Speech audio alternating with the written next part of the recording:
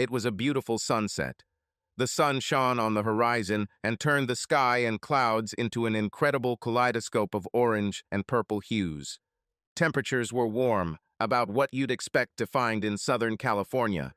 It was Saturday evening, and for this occasion, we had a weekly gathering with friends. Among those gathered were friends whom my wife and I have known for 20 years. More precisely, she has known them a little longer. Today, we gathered at Scott and Andrea's house.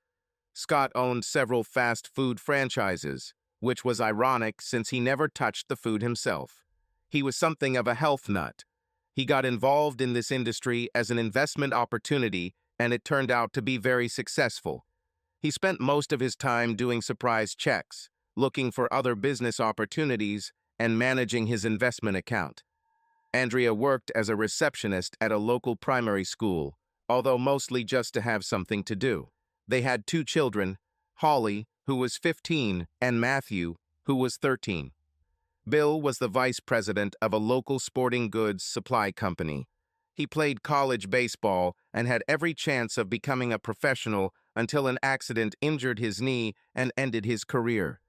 He'll tell you it was fate because it led him to work as a salesman for the same company he works for now, and that's where he met his wife Lisa. She works there in the accounting department. They have only one daughter, Tasha. She is 14 years old. John owns several car dealerships in the city. He makes good money. His wife, Marcy, was a homemaker and mother until she passed away from cancer just over a year ago. She was only 41 years old. They have a daughter, Savannah, who is 21 and studying at university. My name is Henry. I am a master electrician, but currently I work as a project manager for a large contracting company and make very good money, 6 figures per year. My wife, Gina, is also a stay-at-home mom. We have an 18-year-old daughter, Natalie, who recently joined Savannah at university, and since she is a freshman and Savannah is a senior, they rarely see each other on the big campus. We have all known each other for many years, and we use these weekly meetings to keep in touch. In fact, everyone except me knew each other in college, and I met my wife and then her friends shortly after they graduated from college. That we all managed to stay in the area and remain successful was fortunate. Taking a break from the sunset, I pay attention to where everyone is. My wife chats with John at the patio table, Scott and Bill man the grill, and Andrea and Lisa are inside preparing the sides. I've been enjoying these types of events for a long time. There are few things better than a relaxing evening spent with the wife you love, food you enjoy, and longtime friends. Of course, Marcy's death last year left a mark on these meetings. Something was missing. And I mean all of us, not just John. For a while, he stopped attending the meetings. The pain of seeing the remaining couples reminded him of what he had lost. But eventually he came back to us as we tried to make sure he couldn't just leave from the circle.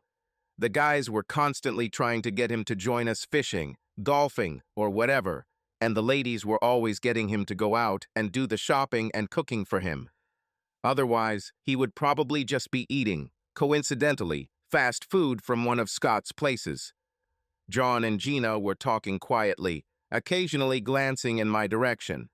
At the time, I didn't think it was strange, but looking back, I was awakened in the most pleasant way possible, at least I think so. We showered together like we usually did on weekends, and then I got dressed and went to the garage to start working on my car while Gina did all the housework. I usually spend Sunday morning working on the car.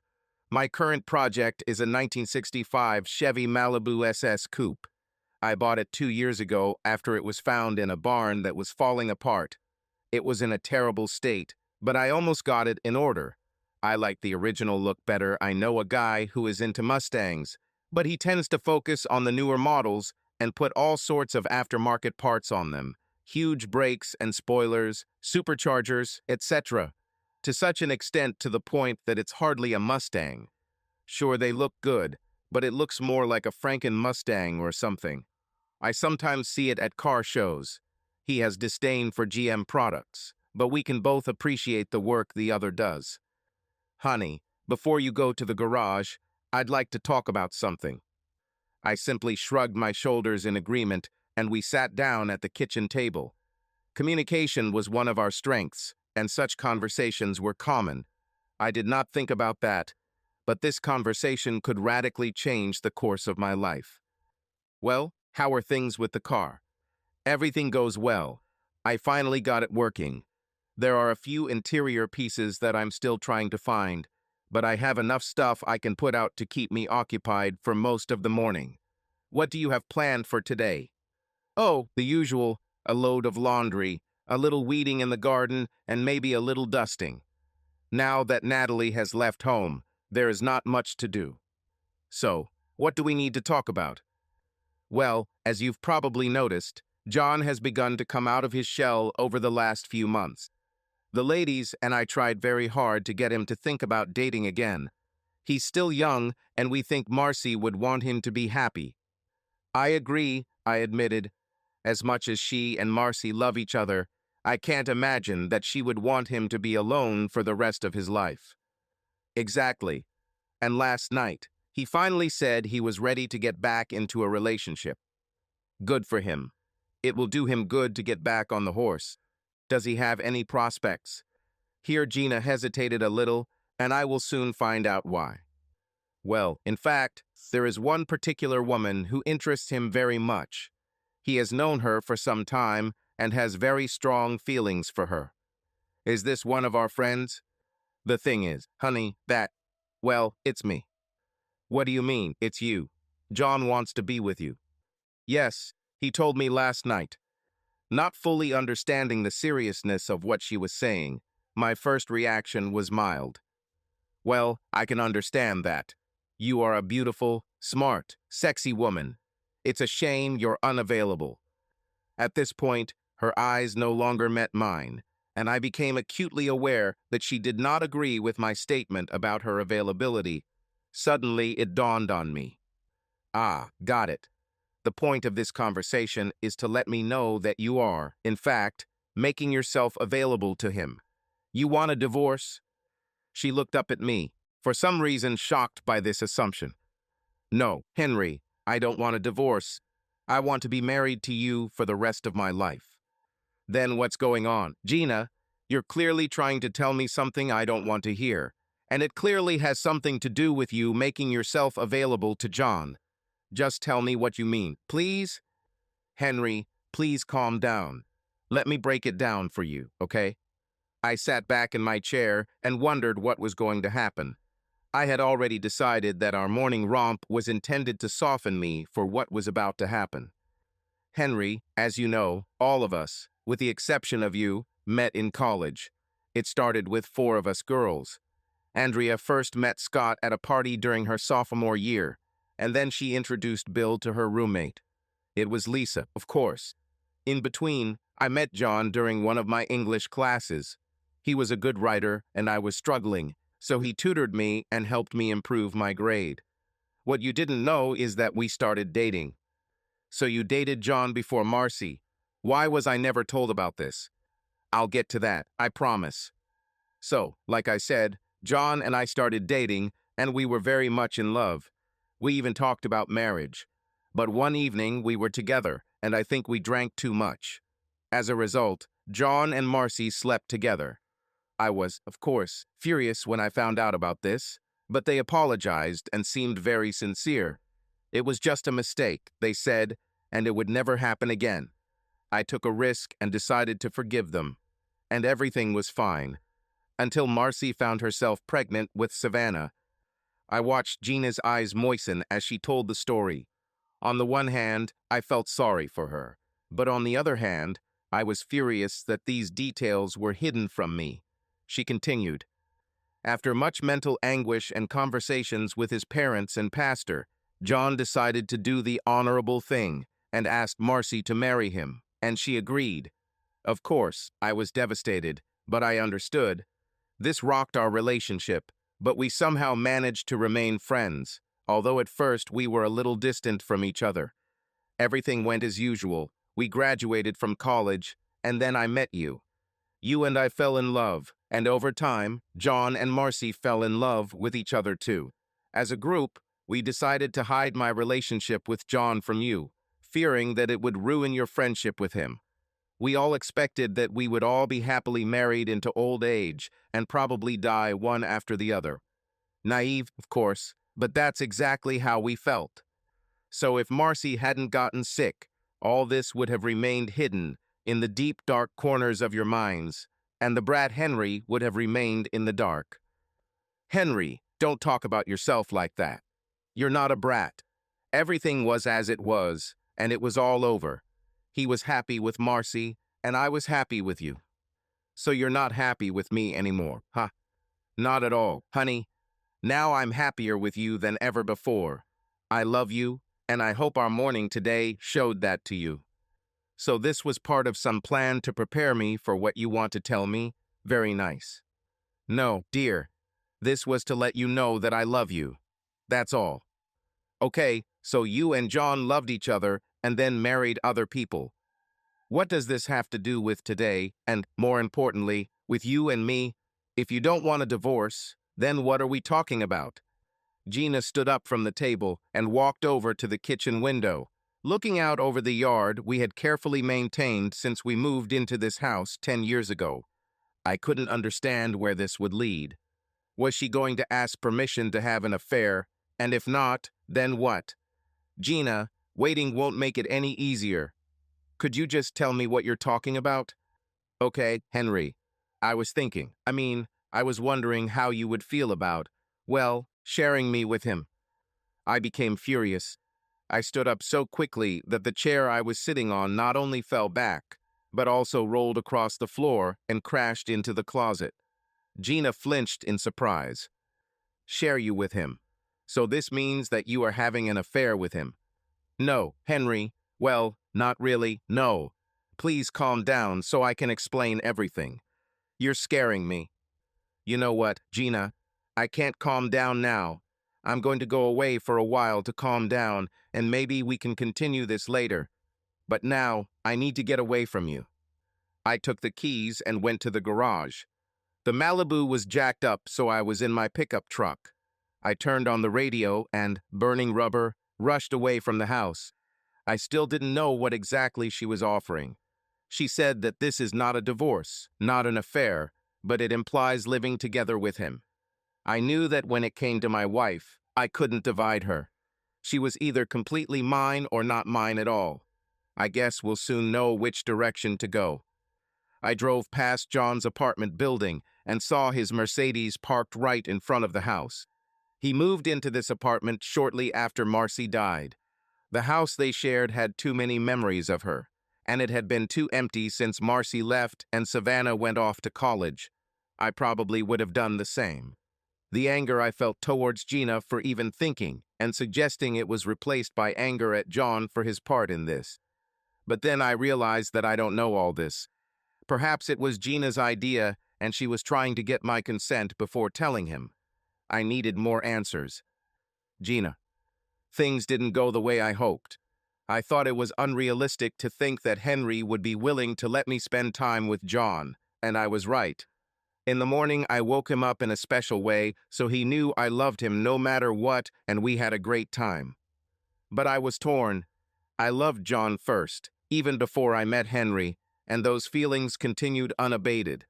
Perhaps it was because we all remained friends and saw each other all the time. Perhaps if John and I had not communicated for years, my love for him would have faded, but I still feel awe when I see him. But I never thought he felt the same way until last night.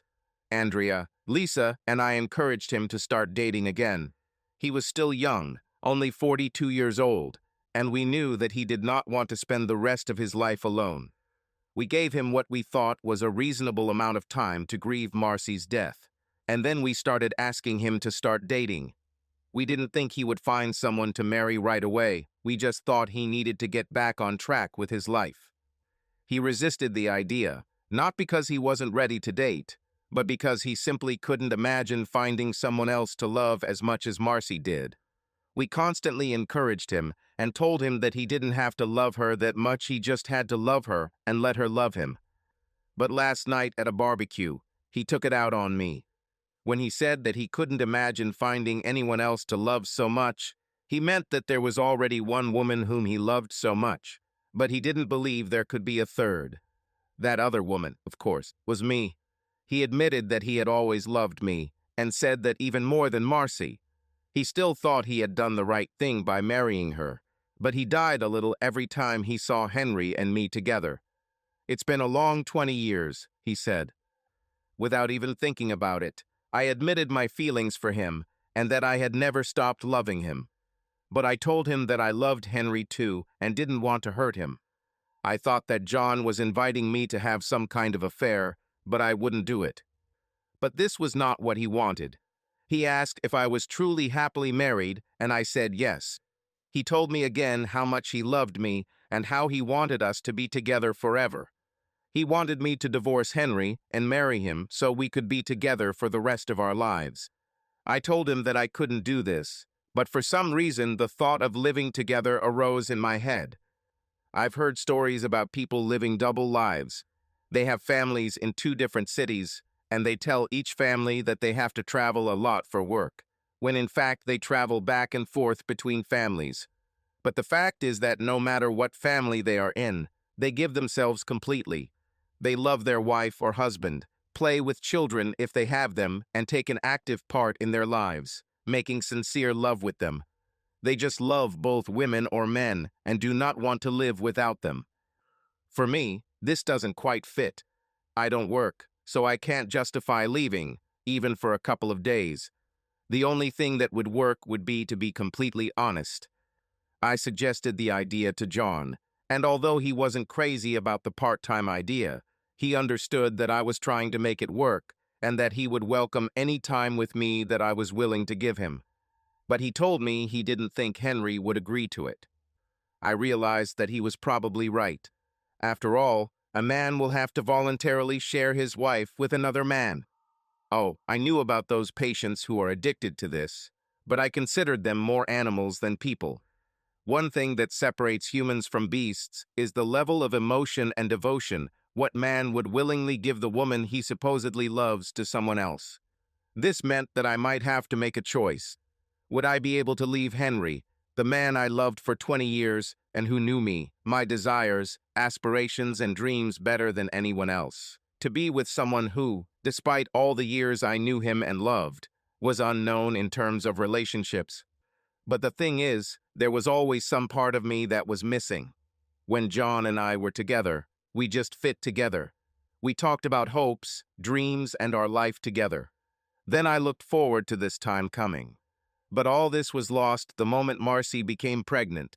I was heartbroken to see him marry someone else, and it took me a long time to come to terms with it. In fact, I wasn't even sure that was the case. But now, I had a chance to fulfill the dream I dreamed of 2 decades ago. Marcy is no more, God rest her soul, and John still wants to be with me. Could I have missed the opportunity to fill a part of me that has been missing all these years? I didn't know if I could. Henry. When I finally returned to the house, it was almost dinner time. Mostly I just drove around the area. I stopped for lunch, but for some reason I tried to avoid Scott's establishments. Somehow, in my mind, he had some kind of guilt and responsibility here, and he didn't get my $5. This will show him. Gina had something boiling on the stove. She came up to me and tried to hug me, but I held her back. Henry, not until I find out what exactly you need. I'm calm enough to listen now, but no more beating around the bush. Tell me exactly what you're after and do it quickly. This is not a divorce or an affair. That's what you said. Then what is this? What did you mean by sharing you? I want you to understand, Henry, that I love you very much. But I also love John. I loved him then, and I still don't stop now. I was able to deal with this for 20 years and commit myself to you because we were all happily married and I was absolutely faithful the entire time. But you have to understand that before you and I met, I always imagined myself married to John. I planned our future together, and when it didn't happen, I felt inadequate, like a part of me had been taken away from me. Get to the point, Gina. Okay. I propose that I live with John as husband and wife, part-time. The rest of the time, I would live with you. Specific details, of course, will need to be worked out. When she finally voiced her idea, I felt like a big pit was growing in my stomach. An affair would have been bad enough, but this was even worse, assuming she meant what she seemed to mean. So, for example, 1 week you will live with him and the other with me. Something like that. The pain was obvious in my voice. All the rudeness and anger with which I entered the house disappeared, and they were replaced by sadness and pain. I think she realized it too, judging by the look on her face. Well, as I said, we will need to work out the details. This is, of course, one option, although I would insist that you spend most of your time with me. This seems fair. This last phrase was added, I think, to assure me that I would still be the first husband. And I assume that when you say live as husband and wife, you mean sex too. Well, yes. This is part of love, and we would like to express it. I was desperately trying to understand what she was hinting at. I was killing time by asking follow-up questions, which she thought meant I was really thinking about it. I knew there was no way I would share it, no matter what that meant, but I needed to gather my courage before talking about it. Where will we live when this happens? Will you stay in the house while John and I come and go? Or are you going to go back and forth between us like in some weird custody agreement? Well, again, Henry, these are details that will need to be worked out. We could, of course, decide which is better. What do you think? John agrees with this idea. So he knows. Was this your idea? Well, it was a kind of brainstorming. He said he'd like to be with me. I said it's a shame you guys can't share me. He said he's ready. And it just went from there. Of course he is ready. He went from none of you to some of you. Why shouldn't he be prepared? He gets a mistress who doesn't require a lot of time. This is beneficial for him. I'm not a mistress, Henry. He loves me and I love him. What if I refuse? What do you mean? What if I say no? I won't share you with John. What will happen then? Well, I guess. I'd have to choose. I knew exactly what that meant. This simple statement ended my marriage because if she had any intention of staying with me, she would have said something like, I'll just tell John it won't happen. The fact that she framed it as a choice meant that she was simply trying to find a way to pity me so that I would give in easily. It's clear, okay? I think that says it all. I'll find a place to stay tonight and find a lawyer in the morning. I went out into the garage, and suddenly the sun didn't seem so bright. I lost the desire to work in Malibu. I didn't intend to live here any longer than I had to, and I was taking the car with me, so at some point I'll need to get it ready to move. We could sell the house, or they could buy my share of it, but I wouldn't live here. I knew that Gina had never suggested that my assumption was wrong. On some level, she knew she would choose John if it came down to it. So when I said no, the choice was already made. I went to our bedroom and started packing enough clothes for a few days. As I hauled my suitcase to my truck, Gina was still sitting at the kitchen table. She lowered her head and looked into her coffee, making no attempt to stop me. It seemed significant to me that I shed tears over this, but she never cried. This indicated that she was not very upset by my leaving. Damn it, she had my replacement, the man she really wanted, all lined up, so why should she be sad? How empty those 20 years were. I walked out the door, but Gina still didn't move or say anything. I climbed into my pickup truck and headed across town to Motel 6. It was inexpensive, and all I needed was a bed. In the next few days, I'll be moving into more permanent living.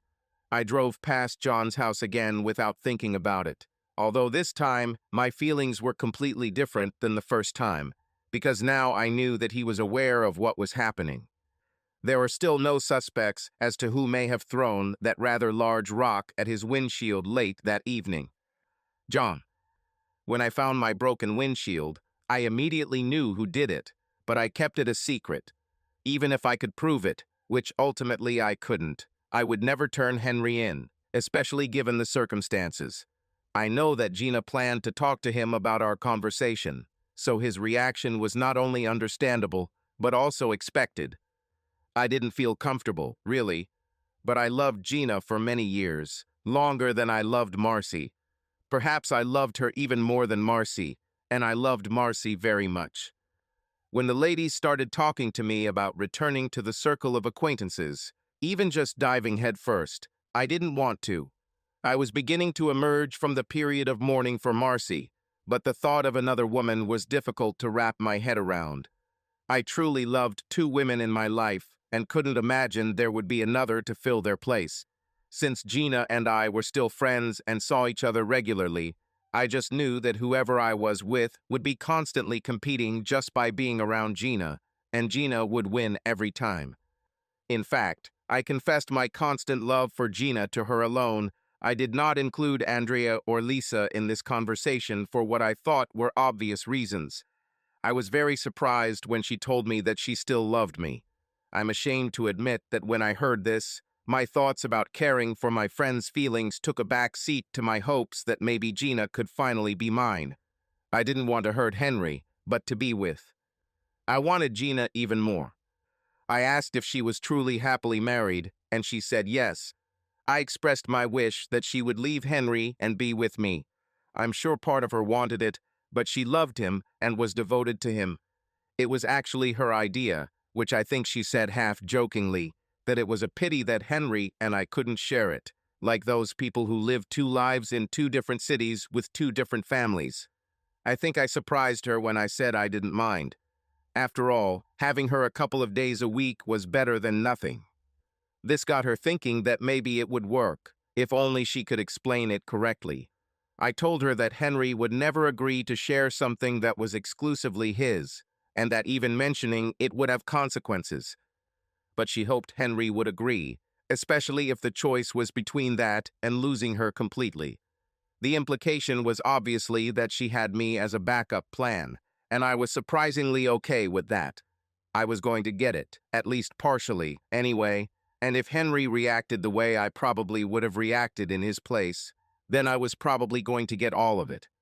In my mind, I convinced myself that whatever happened was ultimately Henry's decision, and if he and Gina broke up, it would be his decision, which meant it was his fault, and my hands were clean. Henry. The next morning, I got up at 5:00 and took a taxi home. Gina didn't usually get up this early, and I needed time to put tires on the Malibu and gather parts and tools. I was almost finished when Gina appeared at the door leading from the house to the garage. Sorry if I woke you up. I will leave soon. You didn't wake me up. I cannot sleep without you. I think you'll have to get used to it. Were you going to just sneak out and leave without saying a word to me? Do I really mean that little to you? You don't want me to answer that question, Gina. I really don't want you to leave. I love you. Henry, you probably don't believe me, but I love you. I gave you the best years of my life, Henry, and I'm ready to share the rest with you. But I love him too, and I feel that my life would not be complete if I did not share part of it with him. We don't have to finish, Henry. It will just be the new normal. I got a little angry. You must think you're pretty hot if you think that after 20 years of having you all to myself, I wouldn't mind you working part-time. The thought of two men being willing to share you and just being happy with whatever time you give them must be a huge ego boost for you. No need to be offended, Henry. And no, I don't think I'm hot, as you so elegantly put it. I'm just a woman who loves two men and is trying to find a middle ground. You don't need to worry about it. We will divorce soon, and then you can be with the person you always really wanted. I'm glad I was the right candidate until he came along. Against my will, I started to cry a little. I felt like a complete failure. I mean, what kind of man just loses his wife without doing anything wrong? The only answer I could come up with was that I was simply not worth staying married. I wasn't good enough. I was, well, a failure, and I lost. Henry, please don't say I thought that about you. I married you with the full intention and hope of being happy with you for the rest of my life. You were my man, not a figurehead, okay? I hope you know that. It certainly doesn't look like it. It feels like you couldn't wait to push me away. But anyway, it doesn't matter anymore. Of course, it's important, Henry. You matter, and I never meant to hurt you. This was never the plan. It just happened. Yes, but I'm sure it will comfort me when I'm lying alone in bed, and the woman I've dedicated my entire adult life to is in bed with someone who should have been my friend. You can both go to hell. That day, I walked around at work like a sleepwalker. During my lunch break, I made an appointment with a lawyer for the next day, and after work I went to the bank to split our funds into accounts for me and her. It seemed unfair, since she was leaving me for a man who was quite capable of supporting her at her usual level. But I knew that in reality we would most likely split everything equally. Under the circumstances, I was hoping to avoid alimony, and it would be nice to get most of our assets. But I guess we'll see how things work out. In any case, none of us will be short of money. Later in the evening, I stopped by home, planning to pick up a few more of my things. Without thinking about it, I drove up to the house and pressed the garage door opener. As the door lifted, I saw that a very familiar Mercedes was parked in the space that had been occupied by my Malibu. It certainly didn't take long. I just stared at the damn car for a minute, and as I sat there, I saw the kitchen door open and Gina appear in the doorway. I'm guessing she heard the garage door opener motor start. Our eyes met briefly before I backed out of the driveway and drove away. A few minutes later, my phone rang. You won't guess who it was. It went to voicemail, and I listened to it when I got back to the hotel room. Henry, I'm so sorry you saw that. I wasn't expecting you tonight, and I felt lonely and sad. It was bad manners to bring him into the house, especially so soon, but I didn't realize it until I saw your face. I'm really sorry, and it won't happen again. Gina. Damn it. I still hoped that Henry would consider my offer. I knew he was upset, and it wasn't a surprise, but I hoped that our love for each other would force him to at least come to terms with the fact that we will try to come to an agreement. Maybe he'll like it, at least to some extent. For example, he'll have more time to work on his cars while I'm with John. Maybe we could tailor part of the schedule around the car shows he enjoys so much. That is, if he is not in the city, he will not even notice that I am not there. But he arrived unexpectedly, and it was a real setback. He didn't say he would come here, and I was lonely and upset, so I called John and asked him to come. There was nothing sexual except for the kiss on the couch, and there won't be anything until we sort this out. Henry was still my husband, and I was going to respect that. But Henry probably saw it differently. He opened his own garage door and saw John's car parked there, and probably took this to mean that he had already been replaced. This was going to make it even more difficult to achieve my goal of keeping both my men. Henry. She did what? The voice screaming from the other end of the phone belonged to my 18-year-old daughter, Natalie. She asked me to share her with Uncle John, and when I refused, she left me for him, I repeated. Damn it. Nat, stop it. It's your mom. I don't care who she thinks she is.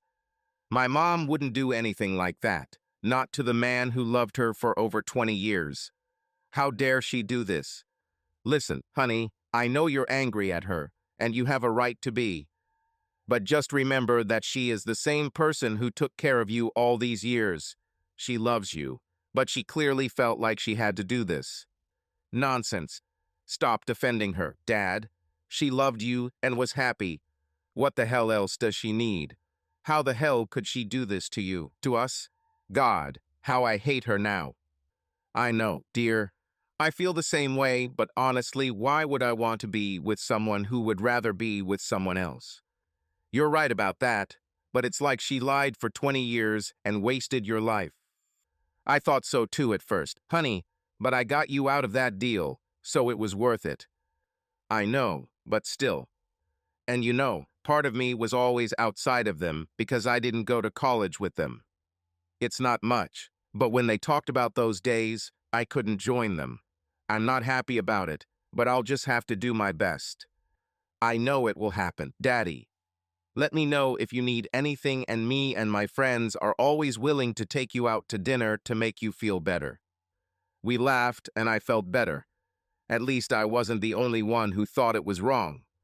The next day, I was having lunch when the phone rang. I thought it was Gina again, but Scott's name came up on the caller ID. HM. "Henry, how are you? It depends on how much you know. We know everything. Last night, John and Gina brought us up to speed. Then I guess you know how I'm doing. What's happened? First of all, we wanted to apologize for what was happening and that we knew nothing about it. Gina mentioned that you were a little angry that we all kept her and John's original relationship a secret. I hope you understand that there was nothing malicious in this. We just thought it would be better if you didn't know. We might have made a different decision now, but we were young and decided that what you don't know won't hurt you. Of course, Scott, I understand. At first I was angry about it, but if I were you, I would have done the same thing, so I don't have any hard feelings about it.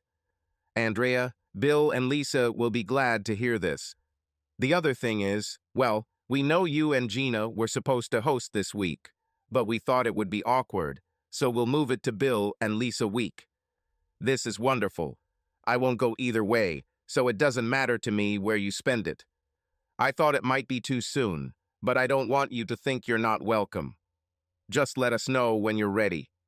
Sorry, Scott, I guess I wasn't clear enough. I won't come again, ever. Look, I know this is hard, but we are your friends, and we won't let you be alone. We didn't let John do it when Marcy died, and we won't let you do it now. I appreciate your thoughts, Scott, I really do, and I have no particular ill will towards the rest of you. But obviously these are different situations. I just refuse to be where these two are. They betrayed me, and I refuse to have anything to do with them, at least socially, ever again. But I understand that the rest of you are caught in the middle through no fault of your own, and it's best if I leave. It would be unfair to give you a choice. It all started with the girls in college, and with you three too. I'm an outsider, so it's better if I'm the one moving on. I really don't know what to say, buddy. I understand your reasoning, although we have never considered you an outsider. You may have been the last one at the party, but you were still one of us. I appreciate it, I really do. But I just won't be able to sit and chat with them as if nothing happened. I don't blame the rest of you, but I sure do blame them, and I can't say what would have happened. If the opportunity arises to do something without them, well, that's something I'll consider, but this is the best I can do. What about Natalie? I mean, she'll probably get married one day and give you grandchildren. At some point, you'll have to deal with them, won't you? What then? I hope that is still a long way off, and perhaps by then I will be in such a state that I can at least tolerate them. If not, well, we'll have to come up with something. When I hung up, it dawned on me that my entire life had been focused on my marriage to Gina. All my friends were her first, at least for a few years. I did not maintain any friendships outside of it. Of course, there were people at work whom I considered friends, but in reality, they were just acquaintances. I did not communicate with them outside of work. I think it's time to think about changing this, or at least doing something about it. Gina. I was sitting in Bill and Lisa's front yard at our first meeting since everything changed. I was upset when I found out that Henry wouldn't come this week and might never come again. I really thought that if the three of us sat down, we could work things out so that we could at least remain friends. If Marcy, John, and I could do it then, I was confident that John, Henry, and I could do it now. When Andrea, Lisa, and I talked that night, they seemed to understand where I was going with this. I couldn't do anything about the way things turned out. I should have married John 20 years ago, but it didn't happen. Should I be blamed for trying to right this wrong now? Should this cost me my marriage? It didn't seem fair. Tonight, things were kind of awkward. Of course, it had been many years since others had seen John and I holding hands and acting around each other. I assumed that everyone would have to get used to it, although for me the meeting with John went without problems. This, like nothing else, told me that everything was right. Henry. Finally, I moved into an apartment and stored the Malibu. This made it more awkward to work with, but I thought it was temporary. I made some efforts to establish a social life, but it turned out to be more difficult than I expected. I didn't work in an office. I made my living on construction sites, where I was the leader of a group of young guys, none of whom seemed interested in hanging out with the boss outside of work. Not to mention, we usually finished work around 3:30 p.m., so they weren't eager to leave right away. They went home, cleaned themselves up, and left later, so there was no coming over for a drink after work. In the end, I decided to just go out alone in the evening. Maybe I'll meet someone, and I don't necessarily mean a woman. I wasn't really looking for a relationship, I just wanted to make new friends to hang out with. I tried visiting a couple of places that Gina and I had been to before, thinking that I would feel comfortable there and maybe see someone familiar. These were clubs with dancing, but the problem was that I just wasn't that social, at least not like that. And I suffered from self-doubt, thanks to Gina. The decisive moment came approximately 6 months after the final divorce. John and Gina bought out my share of the house and took out their own loan to refinance it. I was a little annoyed that they were living in it. I didn't like the idea of John living in my house. I wanted to sell it so they could buy something else. But Gina loved the house more than I did. Obviously, she actually wanted to keep the house. So I reluctantly agreed to let them buy me out.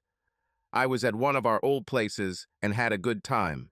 Trying to get out of my comfort zone, I bought drinks for a few ladies and was rewarded with a few dances. But nothing serious happened, just fun. And then they walked in, Gina and John in all their glory. No one else seemed to care, but when I saw them at the door, my whole mood was completely ruined. Gina looked gorgeous as always, and my heart sank to my stomach. I was furious that she still had such power over me and my feelings, and I was very indignant that they looked happy while I continued to struggle. I haven't seen her since the final divorce hearing or talked to her other than about divorce-related things since the day I picked up Malibu. All of our communication at that point was via email or text messages, and it was mostly about Natalie. I really didn't want to talk to her, so I retreated to the back of the club, thinking that eventually they would move away from the door and I could sneak out. But, of course, they took a table right by the door, so I positioned myself in the far corner, not taking my eyes off the possibility of getting out of there. They ordered drinks, and then I watched as John wandered off, presumably to the toilet. He casually looked around the club and looked in my direction, but there was no eye contact, and I was sure that he did not see me. But since Gina was still sitting at the table, I was stuck in place. But as soon as John returned to the table, he whispered in her ear. Then they both turned to look in my direction, and soon Gina was making her way through the crowd to find me. I started to move towards the back of the club, but soon reached a dead end, and she did not lose sight of me, and soon we were face to face. "Why are you running from me, Henry?" "Because I don't want to talk to you. I think that should be obvious. I just wanted to say hello and ask how you are doing. We were married for over 20 years. Are we not friends anymore?" "No, Gina, that's not true. We are ex-spouses who share a child together. That's all. If you just stopped loving me and decided you wanted freedom, then maybe, at least I could respect the change in feelings and how you dealt with it. But the way you did it, declaring your love for me, even when you tried to convince me to share you, and then choosing my friend over me. No, these actions meant that we would never be anything other than people who were once married. Besides, why do you care? You have the man and the life you wanted, and you still have your friends. I could just as easily die like Marcy, and it wouldn't affect you." "It is not true. Despite what you think, Henry, I still love you, still have feelings for you. I'm still willing to share my time between you, even though I know it's not possible for you. You mean a lot to me, Henry, and it hurts me that things are the way they are. Is there a chance that one day we will become friends? Is there a chance that history will turn around and you will never leave me for John?" This is the answer to your question too. All I did was love you with all my might for over 20 years, and that meant nothing to you once you had the chance to be with John. Now, excuse me, but I suddenly don't like the atmosphere in this place. I quickly left the club before my true feelings betrayed me. John tried to tell me something, but my look made him think. I still loved her even though I told the truth about what kind of friends we were. I didn't consider us friends, and the fact that none of the others contacted me or invited me to hang out with them without Gina and John meant that we weren't friends anymore either. They didn't even respond to messages or emails I sent them lest you think I was just waiting for them to make the first move. Maybe they found it too awkward or uncomfortable, or maybe I was only really accepted while I was with Gina, and once it was over, I was left out. Whatever the reason, that evening I realized that as long as I remained in the same field, I would never move forward. Every place I went to, I chose because I was comfortable. I had good memories because Gina and I had been there before, and I tried to build on those memories. But in reality, it was holding me back.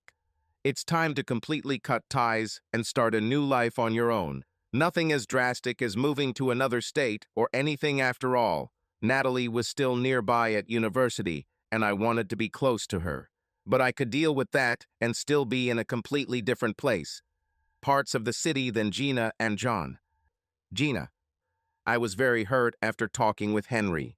In my mind, at least, we remained friends.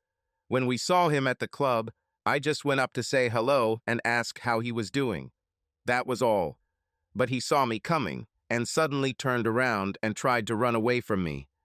But he struck back by letting me know that he didn't even consider us friends. It was very painful. I hoped that we would have a good relationship after the divorce. I didn't lie. I still loved him. And even now, if he came back, I would go back to the time-sharing plan. Of course, the ratio would be different since John and I were married, but I was still interested. Henry, of course, wasn't interested. I went back to John after Henry left the club, and I actually thought Henry might take a swing at John when he left. But he didn't, and my interest in the date dropped dramatically. It took a few dances and more than a few drinks to get me back into a good mood. Henry. I started looking for housing in an area that I had worked in a few times and liked when I was there. It was about a 30-minute drive from the area where my former home was, now occupied by Gina and John, which seemed like a good buffer zone. The university was 90 minutes away, which was close enough, but also far enough if you know what I mean. I looked at several houses before I finally found one I liked. It was a little smaller than my old 4-bedroom house, and in fact, it reminded me of the first house Gina and I moved into, even though it was a rental. It had 3 bedrooms and 2 bathrooms, including a master bath. The house had a large backyard, and I thought maybe a pool would be a nice addition. I set up one of the other rooms as a bedroom that Nat could use when she came to visit, or for other guests to use. The 3rd bedroom was equipped as an office, and also had a small folding sofa in it in case I had 2 guests at the same time. The house was located on a small cul-de-sac in an old but well-kept area. My research showed that the homeowners association was relatively calm compared to others I had heard of, so I made an offer and closed in about 45 days. The area was very quiet, and I was afraid that my move would disturb it, although in reality there was no way to avoid it. So I grabbed a few packages of cupcakes and left one at each door on the street, along with a note letting me know when I'd be moving and apologizing for the trouble. Obviously, having lost my friends to divorce, I expected the movers and myself to do all the work. But to my surprise, several of my new neighbors joined me as soon as the truck arrived. I didn't really have much stuff, but as luck would have it, a truck from a furniture store pulled up.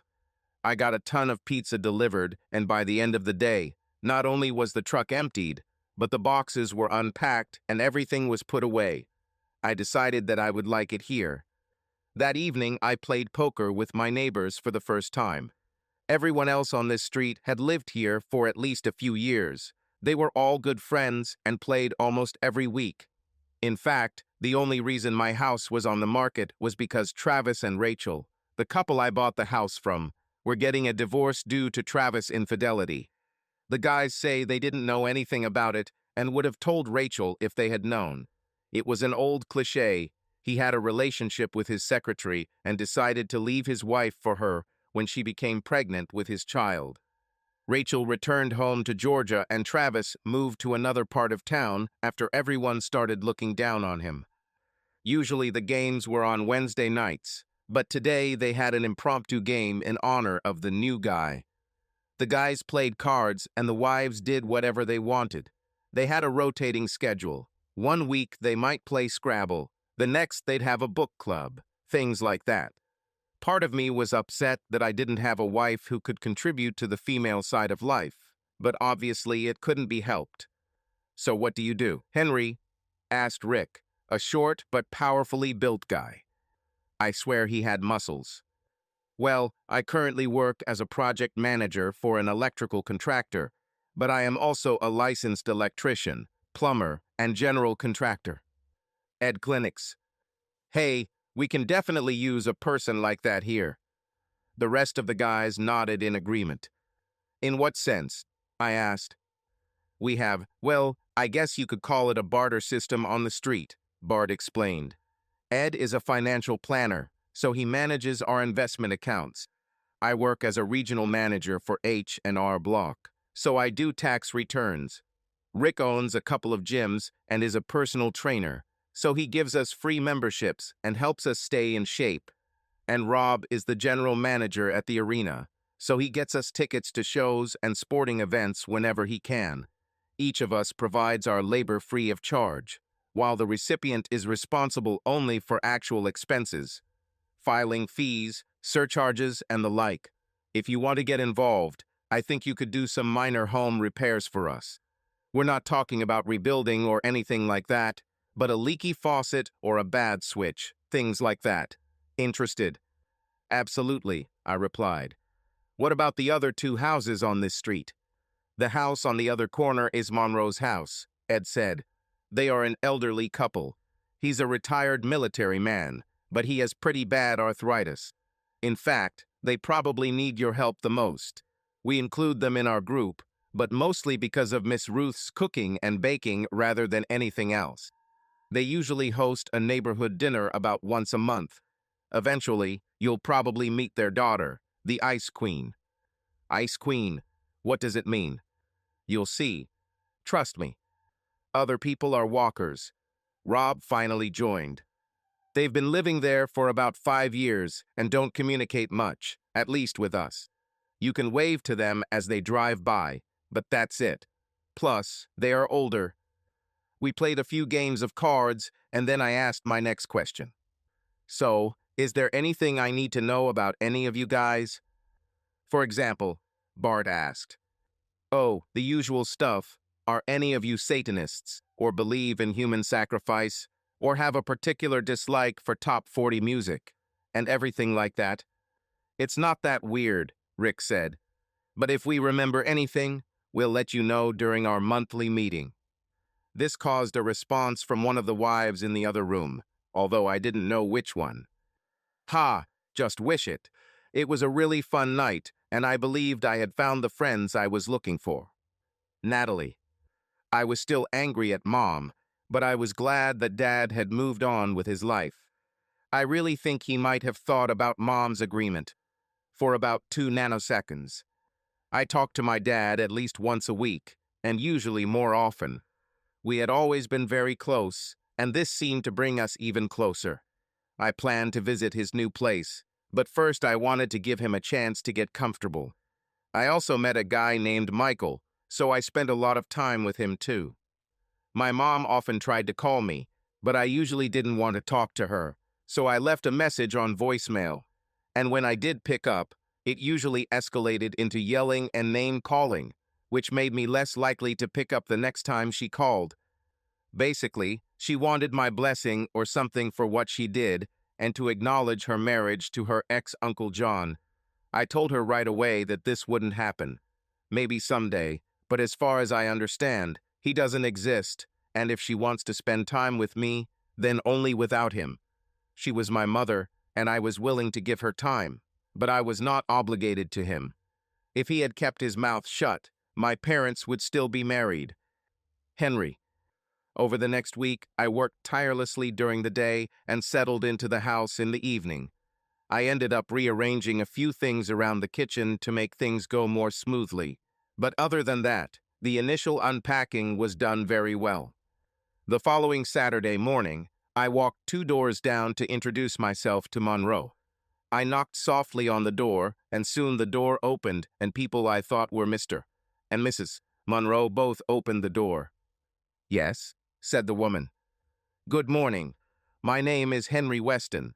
I just moved into a house 2 doors down and would like to introduce myself." "Oh, come in, come in. We saw the truck and all the activity down there. It's very nice of you to stop by. Please have a seat." We spent a few minutes talking. Richard served 30 years in the Navy, starting while still in high school, before health problems forced him to retire. They were married during his initial enlistment and were approaching their 45th wedding anniversary. At the age of 30, they became parents. They had an only daughter. Her name was Taylor. They showed me pictures of her on the wall. She had long, straight black hair, and I told them the honest truth. "She's beautiful. Do you see her often?" "Actually, several times a month. She teaches and coaches high school volleyball. She comes quite often. And she's not married. Are you a single man, Mr. Weston?" I smiled at her obvious attempt at matchmaking. "Yes, but I've been divorced for about a year." This seemed to make her happy.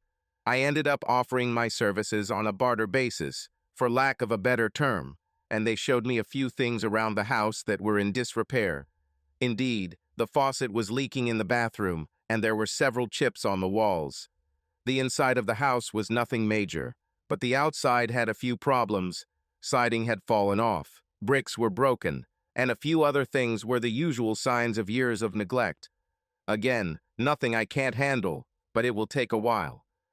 I grabbed my tools and got to work on the leaky faucet. This led to me discovering a few more problems with the pipes and bathtub, and I soon turned off the water and took everything apart. At this time, I saw their daughter for the first time, who happened to come to visit. She came around the corner and saw me working in her parents' bathroom. "Who the hell are you?" she asked, her tone of voice even less friendly than her words. "My name is Henry. Make sure you clean up after yourself. And I expect to see an itemized bill to make sure you didn't rip off a couple of elderly people. Is it clear?" The fury in her tone shocked me, and all I could do was nod.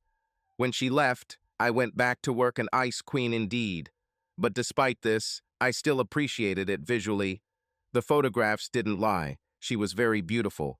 Her black hair hung straight down and cascaded over her shoulders. She was in good shape, with a body type that I would describe as thick, which is a body type I really like. Skinny may be in fashion, but I don't really like it. Gina, in fact, was built exactly the same. I heard her talking to her parents. "Mom, Dad, I told you not to hire people to do repairs without consulting me. You guys are ripe to be taken advantage of. He destroyed the whole damn bathroom because of a leaky faucet.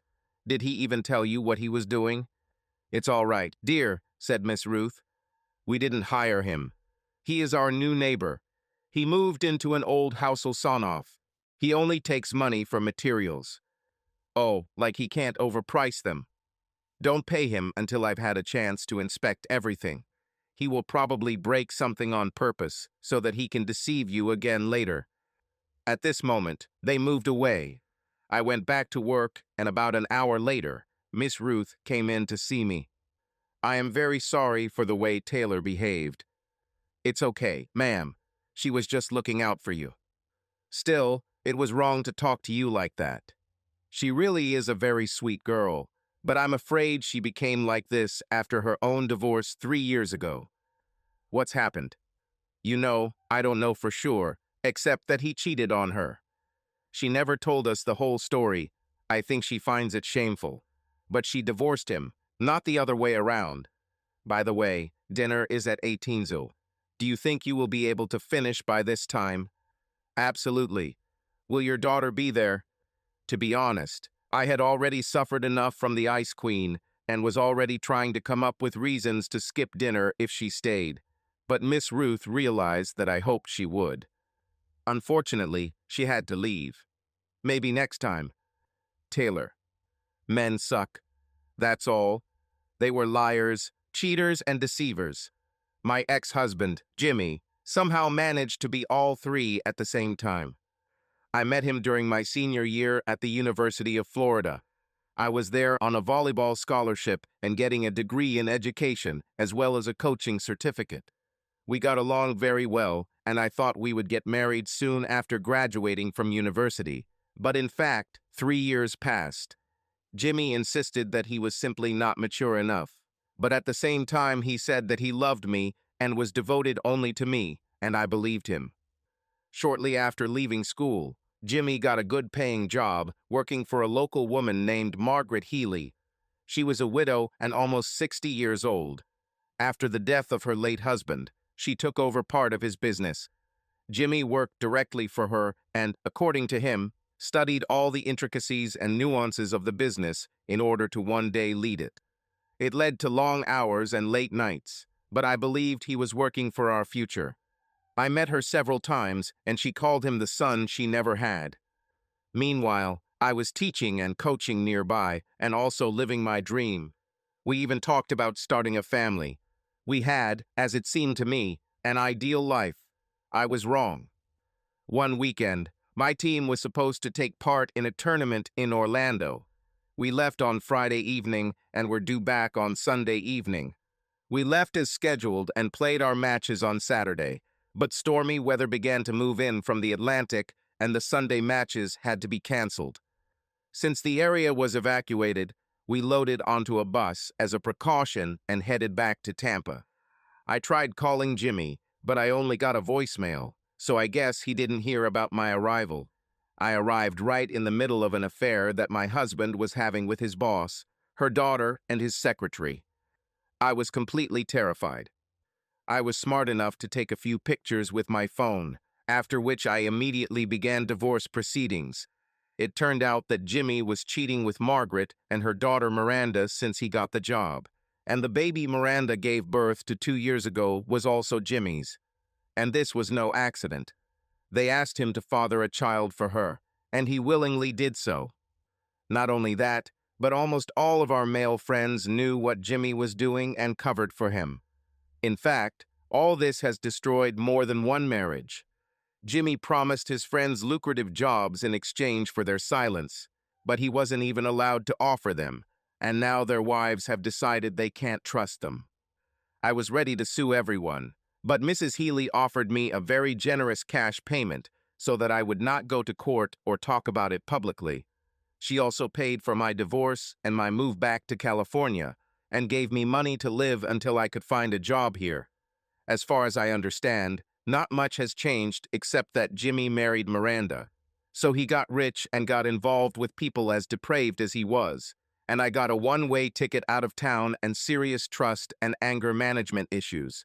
Doesn't seem like a fair deal. So okay, this guy working in mom and dad's bathroom was good looking. But I knew there had to be something terrible about him. He was a man, after all, and I wasn't about to fall into that trap again. Henry. The next day, I was invited to dinner with Ed and Kathy and was looking forward to getting to know the couples better in a non-group setting. Katie was a surprisingly sweet woman, although not particularly attractive. She had dark brown hair and scars on her face, evidence of a teenage battle with acne, and she was quite round. She was more chubby than fat, but she had very large breasts and a decent ass. But the most important thing was that she and Ed were head over heels in love with each other. I happened to mention that I spent time at Monroe's yesterday to tidy up the plumbing in their bathroom. "Have you met the Ice Queen?" Ed asked. "Edward, I asked you not to call her that," Katie intervened. "It's not beautiful." "Just like she is with us," Ed objected. "Yes, I met her," I said. "She came to visit her parents while I was working." "And what did she say?" Ed asked, looking in Katie's direction. It seemed like he knew Taylor had done something in the Ice Queen style and was just waiting to prove that she deserved the title. She told me to clean up and not try to rob her parents. And then she gave them a dressing down for hiring someone who would probably rob them and break something on purpose. Ed had a very smug smile on his face, but Katie gave as much as she got. I never said she was a good person. I just want to say that talking about her like that doesn't make you any better. Guys, what do you know about her? I asked. It's hard for me to believe that such nice people raised such a harpy from their daughter. There must be something more. Katie summarized what they knew. Apparently, she was married and lived in Florida about 3 years ago. She got divorced and moved back here. Perhaps she has some anger left over from the divorce, or maybe she's just a bitch. We never saw her act any differently, but then we didn't know her before. We all tried to invite her to some neighborhood get-togethers when she first arrived, but she never agreed, Ed contributed. So we just stopped inviting people. It's a shame, I said. She is an amazingly beautiful woman. When I saw her picture on their wall, I thought she was someone I'd like to meet and thought, or maybe hoped, that you guys were exaggerating the Ice Queen story, but I was quickly convinced. The following weekend, Natalie and her roommate Patris came to visit. Patris was pretty, but nothing special, at least in terms of looks. She had shoulder-length wavy brown hair and a slender figure. She had small breasts and slender hips, and the white denim skirt she wore showed off her beautiful legs. We spent the day at the mall, and I bought a few things for both girls. Nat told me that Patris's parents can only pay for her college expenses, so things like new clothes aren't in the budget. I could afford it, so I thought, what the heck? We had lunch at the food court in the mall, and then, at Patris's request, we had dinner at Olive Garden. After returning home, we watched a movie on a pay-per-view channel and then went to bed. The guest room had a double bed, so the girls could sleep together if they wanted, but Patris chose to use the pull-out couch in my office.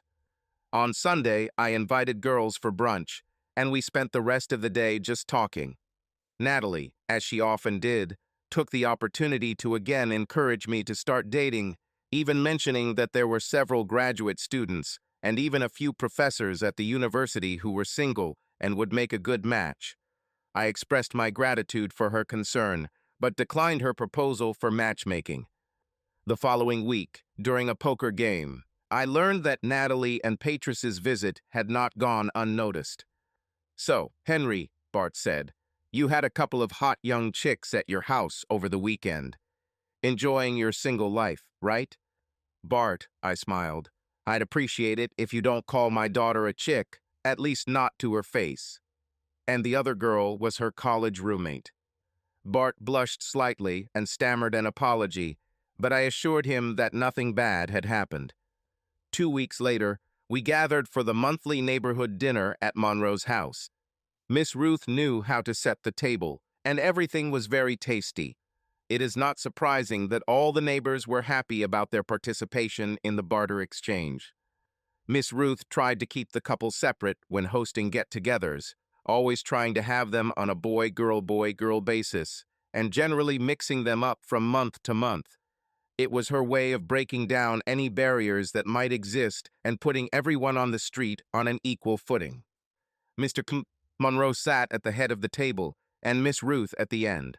I found myself between Ed's wife, Kathy, and Bart's wife, Jennifer. Jennifer was a tall, slender Latina. She was beautiful, but she wore too much makeup.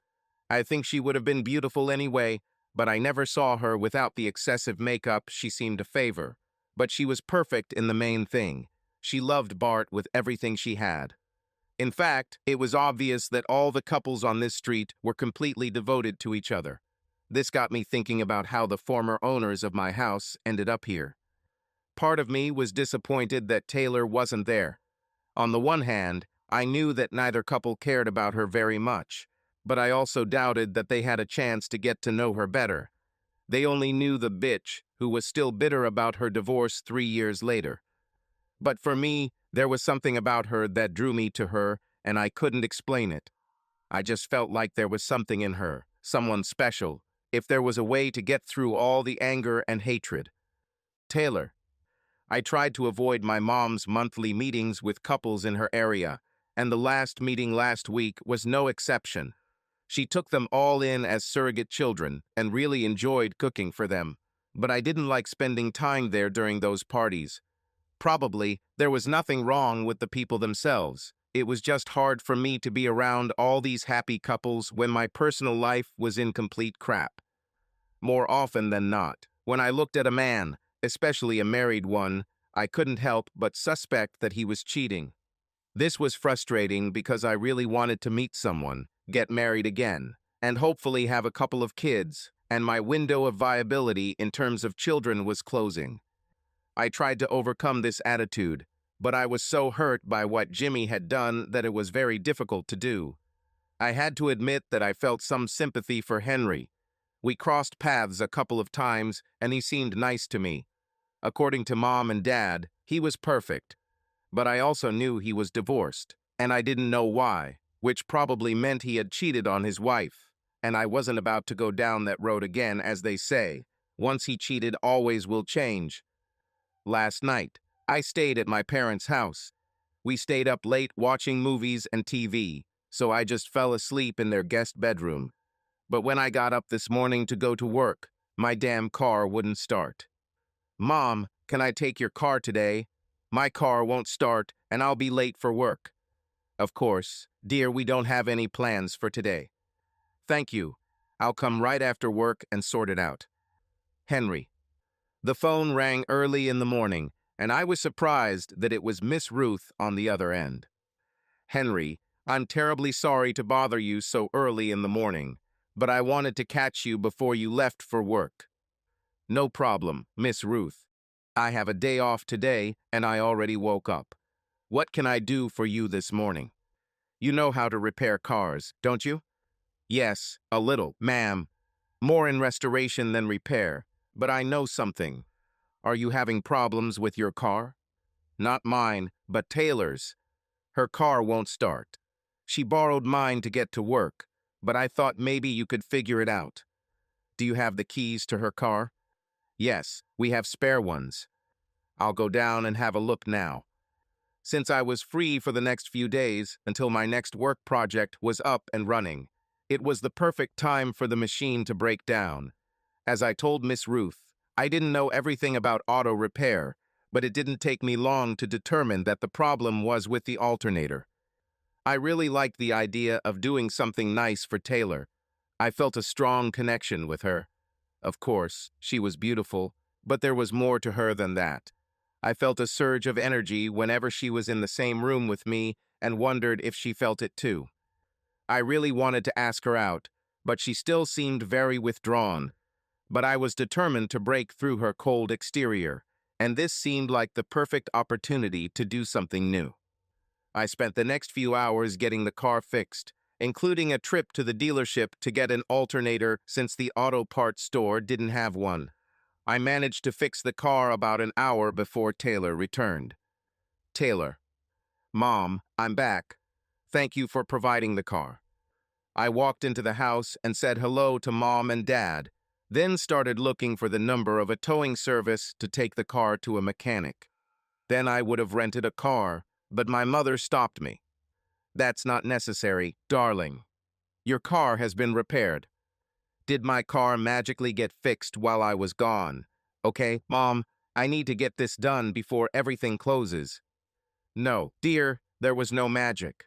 I asked Henry to take a look, and he took care of everything. Crap.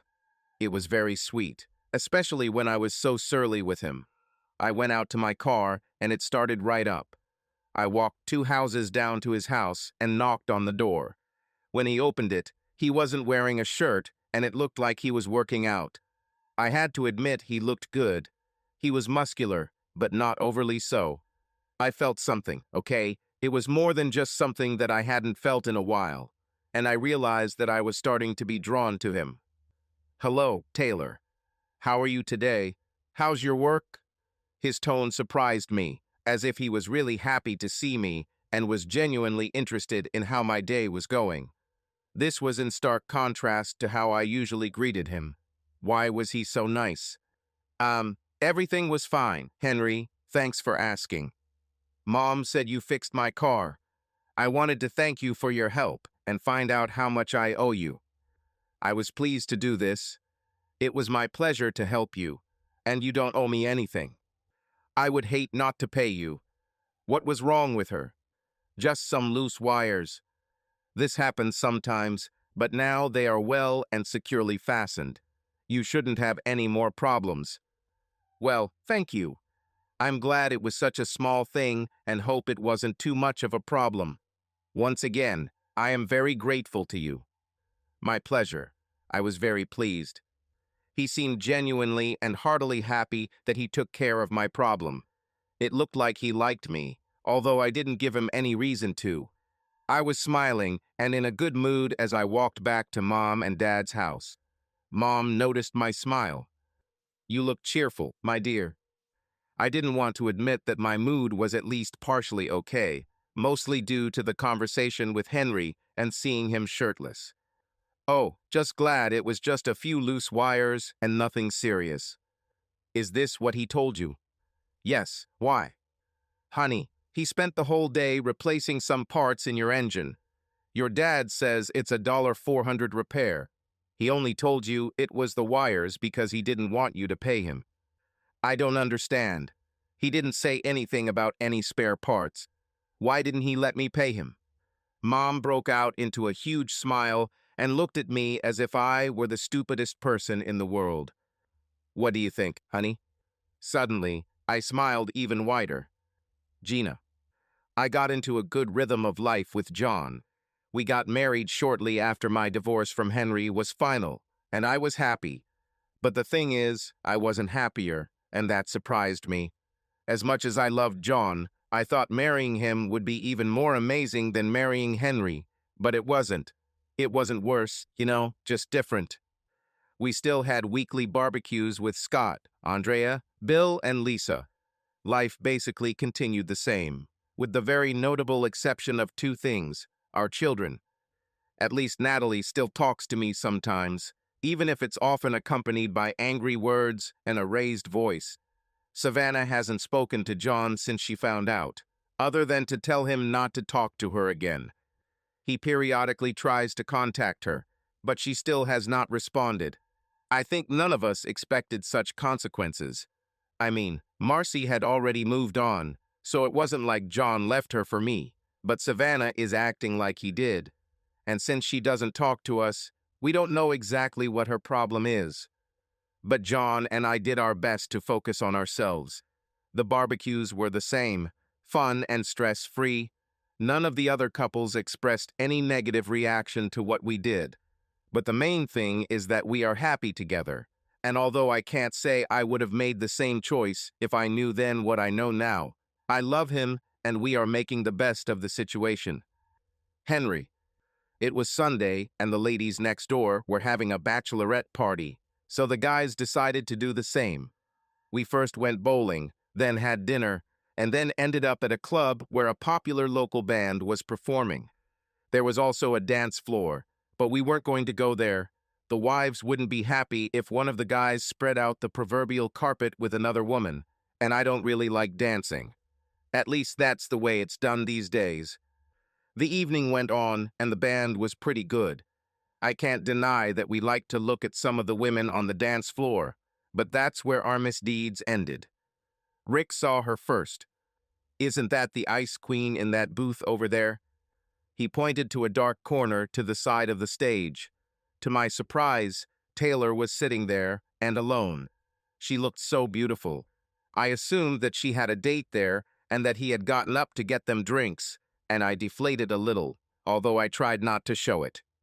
That makes sense, since she only really comes out at night, Bart grumbled. Everyone except me laughed. I thought her religion was keeping her from having a good time, Ed said. Everyone else laughed again. I bet she drinks Bloody Marys, Rob added. There was more laughter, and I realized that I was starting to get angry, but I controlled myself. While I was watching, an attractive blonde came and sat in the other chair at her table. and I suddenly felt better. She wasn't on a date, she was with a friend. Where just a minute ago Taylor was looking at her phone, she was now animatedly talking to her friend. While I was watching them, two guys came up to the table and asked them to dance. The blonde immediately stood up and took one of the guys by the hand, but Taylor shook her head very calmly and politely, and I saw her say, "No, thank you." The guy was clearly disappointed, but he turned and left. I watched this happen 3 or 4 more times until people stopped asking Taylor to dance and started hitting on her friend. After about an hour and a half, I had already drunk several glasses. Okay, it was Diet Coke, I don't like alcohol. I spent the evening watching the band, or more often than not, Taylor. I really thought she was very beautiful. Once again, I watched as her friend joined the guy on the dance floor. As they walked away, Taylor was approached by a guy who looked quite aggressive and was probably a little drunk. He was clearly asking her to dance, and she again politely declined. But this guy got agitated and started arguing with her quite loudly. I wasted no time getting up and heading towards them. As I got closer, I began to hear what he was saying. "You've had your nose buried in this damn phone all evening. This is a dance club. You must dance. Again, I appreciate your offer, but I'm here to spend time with a friend," Taylor said. He tried to pull her onto the dance floor. "Come on, honey, you'll have fun when you get out on the playground." "Really, I'm not interested. Please leave me alone." Finally, I joined the party. "Hey, buddy, the lady said she wasn't interested. Why don't you leave? It's a free country, mate, and I'll stay here and it's none of your business." I looked at Taylor, winked at her, and smiled when our eyes met. I was lifted by a bright smile, which she returned as she looked at me. "You are right. Enjoy your place." I turned to her. "Taylor, would you like to dance?" "My pleasure. Henry, thank you." She slid out the other side of the booth because the asshole wasn't moving. I took her hand and led her to the dance floor. I looked at the guys, and the shocked expressions on their faces were priceless.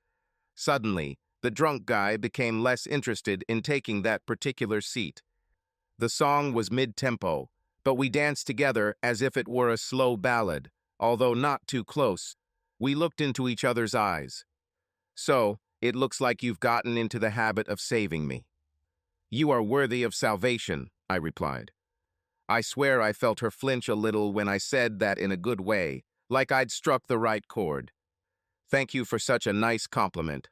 It's strange that it's always you who saves. I wonder why that is." I looked into her eyes again.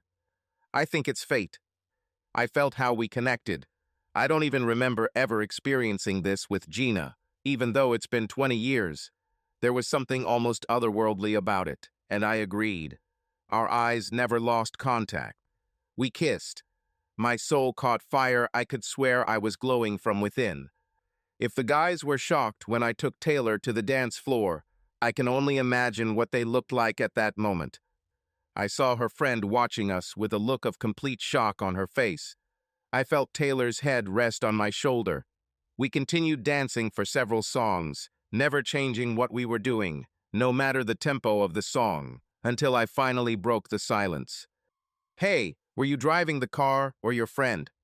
"She was driving. She came to pick me up at my apartment." "And what?" "I want to take you home." Realizing that it sounded a little like I had something sexual on my mind, I stumbled to correct myself. "I mean, I want you to come home with me." "Not better. So, can I be the person to take you home?" She smiled and giggled slightly while I tried to control myself and my abnormal tongue. "I would like that, and I'm ready to go if you're ready. Let me just tell Karen that I'm leaving." While she was doing this, I went to my table to tell the guys that I was leaving. They all looked rather embarrassed. "Henry," Ed said, "we regret the things we said. If we knew something was going on with you, we wouldn't say anything." "It's okay, guys, no problems, really. But in the future, if I hear the words Ice Queen in reference to her again, we'll have some words. See you later, guys." "Taylor." I have no idea what prompted the hands of fate to line up all my ducks in a row. Excuse the ambiguous metaphor, but I was so excited about this turn of events. I wasn't even planning on meeting Karen tonight, and suddenly here we are. I was so excited I almost wanted to thank that drunk asshole for bringing Henry to my rescue. "Looks like you met someone," Karen said as I approached her. "He's damn cute." "It's that guy, Karen, the one I told you about." "You mean the guy who lives next to your parents? Are you kidding? What are the chances of this happening?" "I don't know, but he wants to give me a ride home." "Will you be okay here alone?" "Of course, I have a few more friends here with whom I can team up, and I look forward to hearing all about it." "Okay, see you at work tomorrow." I quickly caught up with Henry, grabbing his hand as we got closer, experiencing another small shock. I felt like a schoolgirl on a first date. I almost wanted to giggle and say that we would be fine. He opened the door of his pickup truck and helped me into it. I knew this was his work vehicle, so I was impressed by how clean and nice the cabin smelled. I regretted that he didn't have a sofa. Do they still make those? So I could sit next to him. He slowly pulled to the side and drove onto the road. I put my hands on my knees, not knowing what else to do with them, and he just reached out, took my left hand with his right, and held it while we drove, as if he had done this a million times, and it was the most natural thing in the world. And I liked it. One of the things that disappointed me in Jimmy was his submissive nature. Obviously, this left him open to Healy's influence, but sometimes it annoyed me. I liked that Henry was a man who took responsibility. As we drove, I felt that I needed to break the silence. "Thanks again for dealing with that guy for me." He acted like a real idiot. "Well, a beautiful woman like you makes men make fools of themselves. That's all. How the hell does he always manage to say exactly what he needs to say?" I wondered if he could understand the effect he was having on me. "Can I ask you a personal question, Taylor?" His voice brought my attention back from my feet to him, where he belonged. I wondered what deep, dark secret I was going to tell him because I knew I would tell him anything. "Of course, Henry. Do you like ice cream?" It was not what I expected, but I agreed. "Actually, yes." He just smiled, and before I knew it, we were stopping in front of Baskin-Robbins. Out of habit, I started to open the door, but he just put his hand on mine. "Wait, let me do this." Outwardly, I pretended to be calm, but inside me, everything was screaming with joy. Have I really met a nice guy who knows how to treat a woman? And was he interested in me? I smiled as he opened my door and took my hand to help me out of the truck. We went inside and grabbed a cone, ate mostly in silence, but he never stopped looking into my eyes. Finally, he drove me back to my apartment and walked me to the door. Even though we started the evening apart, I began to think of it as our first date, and first dates always end awkwardly. But, as with everything else, I was wrong again. As soon as we reached my door, he gently pulled me towards him. I expected him to kiss me again, but he didn't, although I knew that he wanted it. "I'm leaving in the morning for work out of town, which will keep me busy all week, so I won't be there until next weekend. Can I ask you out again when I get back?" I looked into his deep brown eyes. I could get lost in them if I wasn't careful, and I really wasn't in the mood to be careful. "Yes, Henry, I would like that. We'll talk when you get back and make a plan." "Fine, although I don't like the idea of waiting that long." Finally, he pulled me towards him and we kissed again. I wanted to invite him inside, but in the end I decided it would be too fast. "Thanks for a great time, Henry." I unlocked the door and entered. "Henry." While I was driving, the truck kept drifting into another lane.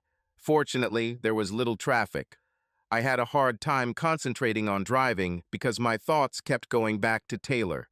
I had a huge crush on her, and she seemed to feel the same. It was strange, of course, because before tonight, we had never gone on a date, and this was only half a date. I managed to return to the house unharmed, and when I entered it, it seemed very empty, even more empty than after a divorce. I've never been good at single life. I had only been on my own for a couple of years before meeting Gina, and it seemed like a very lonely existence. I've never been the guy who goes on dates and picks up random women in clubs. I did not go to college, but immediately after school, I began to work in my specialty, like my father. My father died in a construction accident about 10 years ago.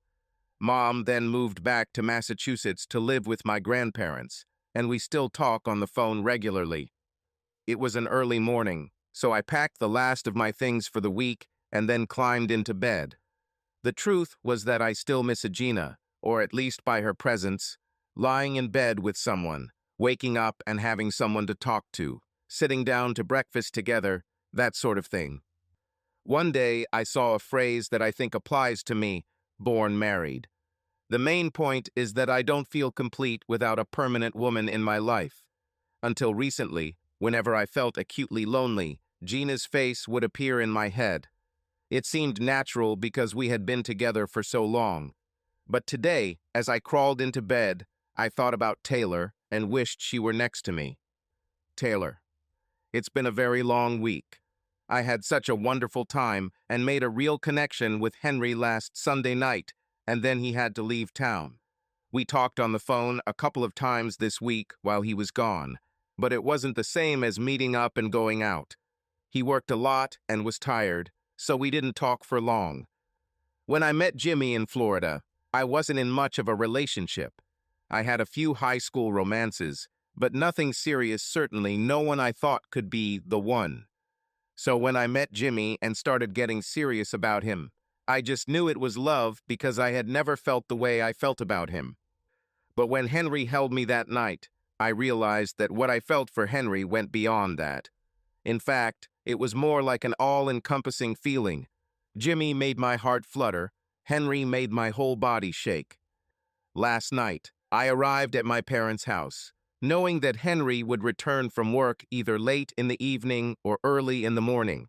It was already mid-morning. Mom was making bacon and eggs and toast. "Honey," Mom asked, "could you go get the newspaper?" "Of course, Mom." I was walking slowly down the path when I noticed a car I hadn't seen before turn the corner onto our street. It was a newer model sedan, but they all looked the same to me. Henry could probably tell me exactly what it is. I thought, and his name popped up in my head, made me look towards his house, and then see this strange car pull up to his driveway. Now this really caught my attention. The car door opened, and a very beautiful young woman, probably around 20 or so, stepped out. Oh, I was not happy about this turn of events. And when I saw her take out her small suitcase from the trunk, I became even more angry. This meant she stayed for the weekend. Then I saw Henry himself, walking from the direction of his house. I hid behind one of the bushes in my mom's yard so he wouldn't see me watching them. The girl came up to him, put down her suitcase, hugged him tightly, and quickly kissed him on the lips. He then picked up her suitcase, took her hand, and they went to his house. I fucking knew it. Men are all the same. Miss Ruth. I was wondering why Taylor was taking so long to bring the newspaper. I was just about to go outside to make sure nothing had happened when she burst through the front door, making a loud noise throughout the house. I thought my decorative plates would fall to the floor, but they held up. "This son of a bitch is a freak," she screamed at the top of her lungs. Oh no, what now? I realized she was on the verge of tears, but they were mixed with intense anger that I hadn't seen since, well, she got divorced. Since then, she had felt bitterness and anger, but never with such intensity. It had to be because of Henry. "What's the matter, dear? What's happened?" I knew it was too good to be true. I just knew it. "Taylor, honey, what are you talking about?" "I'm talking about a little teenage tramp who just showed up at Henry's house to spend the weekend doing God knows what. I just saw her pull right into his driveway in her little blue car like she owned the place. She kissed and hugged him, and then they went inside. He's probably squeezing her right now." As soon as she said, "little blue car," I knew what a mistake she had made, but I decided to make her suffer a little for jumping to conclusions. Was she a brunette? with hair just above her shoulders. Taylor turned her head and looked at me. If her eyes were lasers, I would already have a hole in my body. Yes, that's exactly it. Do you know her? Oh yes, this is Natalie. We met her a couple of times. She's very sweet. And it didn't occur to you to mention to me that Henry had some girl half his age. Well, until last weekend, I didn't even realize there was any reason to mention it. And last week, it didn't even occur to me. She hasn't appeared for several weeks. What the hell could he see in a girl half his age? Well, I think this is a stupid question. He sees a hot, tight little body that a 36-year-old woman like me can't compete with. But I can imagine him paying for it. The bastard, well, he pays quite a lot. He bought her this car and is paying for her college education. But she loves him very much. I doubt it. Perhaps she only loves his bank account. I don't know why he doesn't see this. Oh, he knows how important money is to her. And he pays them willingly and happily. I'll bet she does, in exchange for what she does for him. But that doesn't matter anymore. He's not my problem anymore. I looked at Taylor and saw that she was suddenly on the verge of tears. It was time to end my little game. Well, Taylor, you really can't blame him. After all, that's what good fathers do. I watched her carefully as the reality of the situation unfolded, and the relief on her face, and indeed throughout her body, was obvious. She felt such obvious relief that tears welled up in her eyes. So, this is his daughter. Yes, honey, and I'm sure you'll like each other very much. She looks so much like him. Come on, honey, let's go sit and eat. You know, you could have said this earlier. And missed this very interesting conversation. I don't think so. I took her hand and sat her down at the table. I placed a plate and a small glass of orange juice in front of her. I would like to know why he got divorced, Taylor said. I'm so afraid it's something he did. Well, why don't you ask him? Call and invite them to dinner tonight, and you two can talk. Do you think he'll tell me? Why not? He clearly has feelings for you. Heck, he even told me. But after all, I am a wise old woman. She stopped eating and looked at me. Did he tell you about his divorce? Tell me, Mother. I'm sorry, dear, but this is not my story to share. This is the conversation you need to have with him. Call him. Henry. I completely forgot that Nat comes over for the weekend, but I'm always happy to see her. I warned her that I might be going somewhere this weekend. Is this with a girl? She asked, smiling and winking. If I go, then yes, it will be with a girl. Well, with a woman. Well done, Daddy, it's high time you got out there. A few minutes later, the phone rang. Hello? Henry, this is Taylor. Hello? I was just about to call you to find out when I could see you. Actually, that's why I'm calling. Mom wanted to know if you don't have any other plans. Would you like to come with your daughter to dinner today? Let me check with the boss. Natalie. Hey, Nat, do you want to go to Miss Ruth's for dinner tonight? Yes, damn it, I won't refuse dinner from the best chef I know. Looks like we'll be there, although I was hoping I wouldn't have to wait until dinner to see you. This will give you the opportunity to spend some time with Natalie. Besides, I have some things to do before I meet you. Taylor. Okay, I was a stupid romantic, but I wanted a new outfit, one that no one had ever seen me in. I didn't want to look slutty or anything, just something new, even if I was the only person who knew it was new. I went to the mall and finally found what I was looking for in a small boutique next to Macy's. It accentuated my round butt, but slightly hid the fact that I don't have very large breasts. After that, I went to a salon in a shopping center where I had my hair cut, washed, and styled. And finally, I went to Ulta and bought some new makeup. On the one hand, I knew that I didn't need to do all this, but on the other hand, I really, really wanted to. I went back to Mom and Dad's house, helped Mom out a little, and then finally hopped in the shower and started getting ready. Henry. I invited Natalie to dinner, and then we went to the cinema. I was just killing time. I told Natalie about the last 2 weeks with Taylor, starting with the car. So you spent the whole day fixing her car and even paid for the part, but you didn't tell her anything? How will she know you did it? It doesn't matter if she knows anything, Nat. She knows I fixed it, but I did it for myself because I wanted to do it for her. I know it seems strange considering your generation is all about letting the whole world know what you had for breakfast on social media, but some people do things because it makes them feel good and they don't want to make a big deal out of it.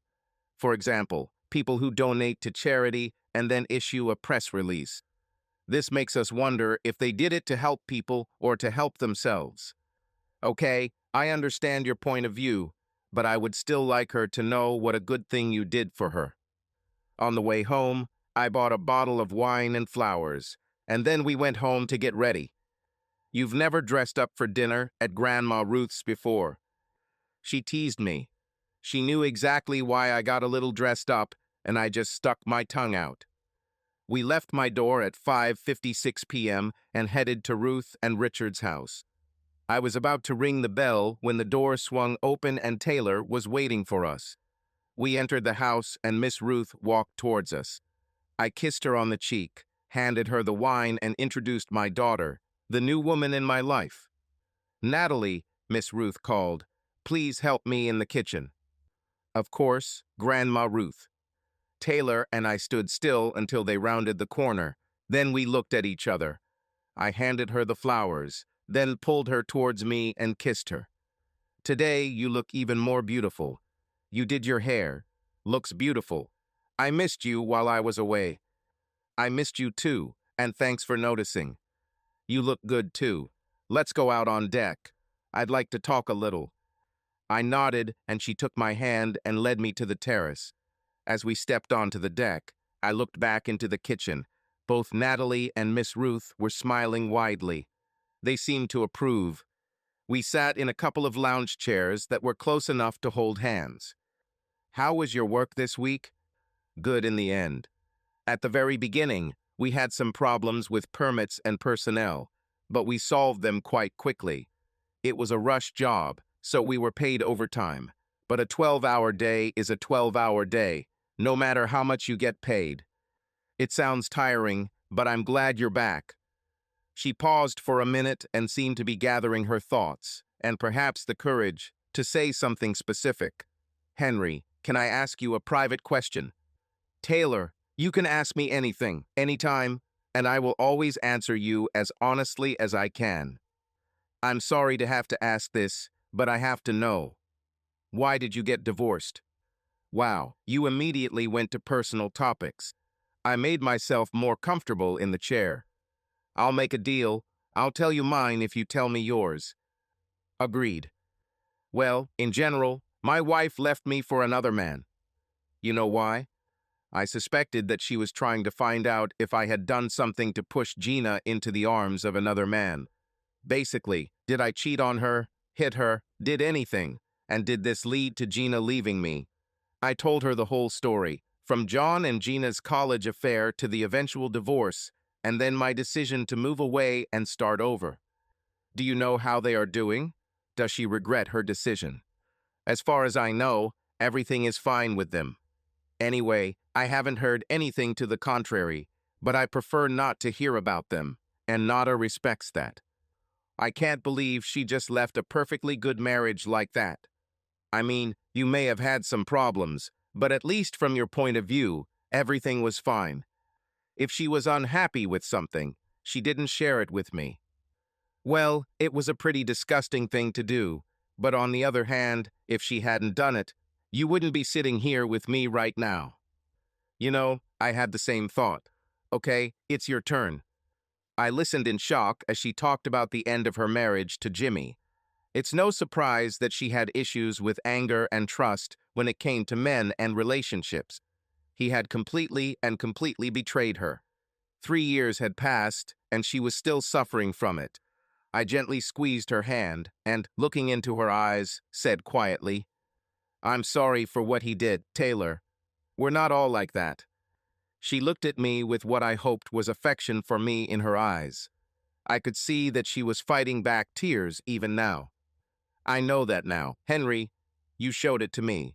Thank you. Our thoughts were interrupted by Natalie's voice coming from behind. Miss Taylor, Dad, dinner is ready. We got up and went into the house. Natalie. I was so happy watching my dad find someone. He mentioned Miss Taylor in passing a couple of times, but I had no idea that they had any kind of relationship, let alone that it developed the way it actually turned out. While they were walking on the deck, I mentioned this to Grandma Ruth, and she told me in more detail what happened last weekend at the club. While I helped prepare dinner, I watched them on the deck. My dad loved my mom unconditionally, and when she left, the light went out in his eyes. But as I watched him hold Miss Taylor's hand as they talked on deck, that light returned and perhaps even grew a little brighter. I've never met Miss Taylor before, but I saw pictures of her on the wall when we visited Grandma Ruth, and Dad told me a little about her this afternoon. She was beautiful in photographs, but even more beautiful in person. Since I didn't really know her, I couldn't understand the expression on her face when she talked to Dad, but I could definitely tell that she had feelings for him. When they talked, she held his hand as if her life depended on it. I almost felt guilty when I went out to tell them that dinner was ready. Taylor. I held Henry's hand tightly as we stood up and headed into the house for dinner. I didn't want to let him go, and with the obvious purpose of cheering us up, we were seated right next to each other. Showing his gentlemanly side again, Henry pulled out my chair and pushed it in as I sat down before sitting down himself. I don't think Jimmy has ever done anything like this. I compared everything Henry and Jimmy did, and every time, Henry came out on top. I think since Jimmy was my only serious partner, everyone had to be compared to him. I wanted to continue holding Henry's hand, but that would require me to eat with my left hand, and that just wouldn't work. So, Natalie, my mother told me that you are studying at the university. What do you study? I'm studying healthcare management. I find medicine interesting, but I'm not interested in all that training, so I decided to go into the administrative side of things. I love it. Dad said that you are a teacher and volleyball coach. There was a quick exchange of glances between them.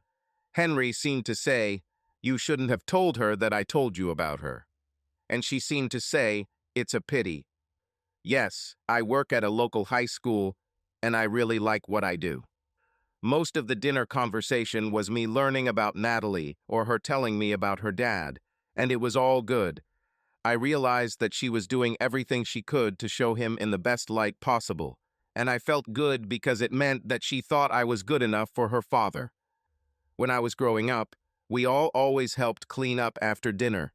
We were expected to clear our plates and then help with the cleanup, whether it was washing dishes, clearing tables, or wiping down kitchen counters. Even Dad did his part, so that was my expectation today. Henry, after we clean up, would you like to go for a walk? He looked at me and smiled, as if he was completely delighted with my proposal. I wish I could, but Mom had other plans. Everything is fine. The three of us can handle it. You two, go for a walk. It won't hurt you to be alone. Henry. It was obvious that Taylor was as attracted to me as I was to her, and Natalie and Miss Ruth approved.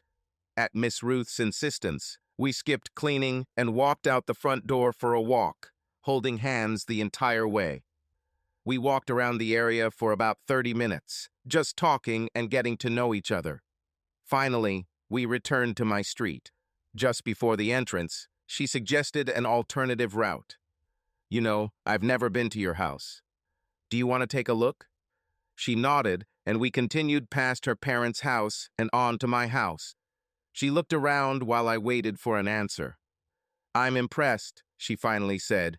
Since you're a bachelor, I expected to see a keg in the corner and posters of women in bikinis on the walls. Without missing a beat, I said. Oh, it's in the bedroom. I caught a look that could have knocked me off my feet, and I burst out laughing. I'm just kidding, honey, just kidding. You better be. she began to say, but then her expression changed. What? You? Do you realize you just called me sweetheart? I'm sorry. Maybe I went too far, but that's how I imagined you. She gave me the sweetest look and then said, This is true.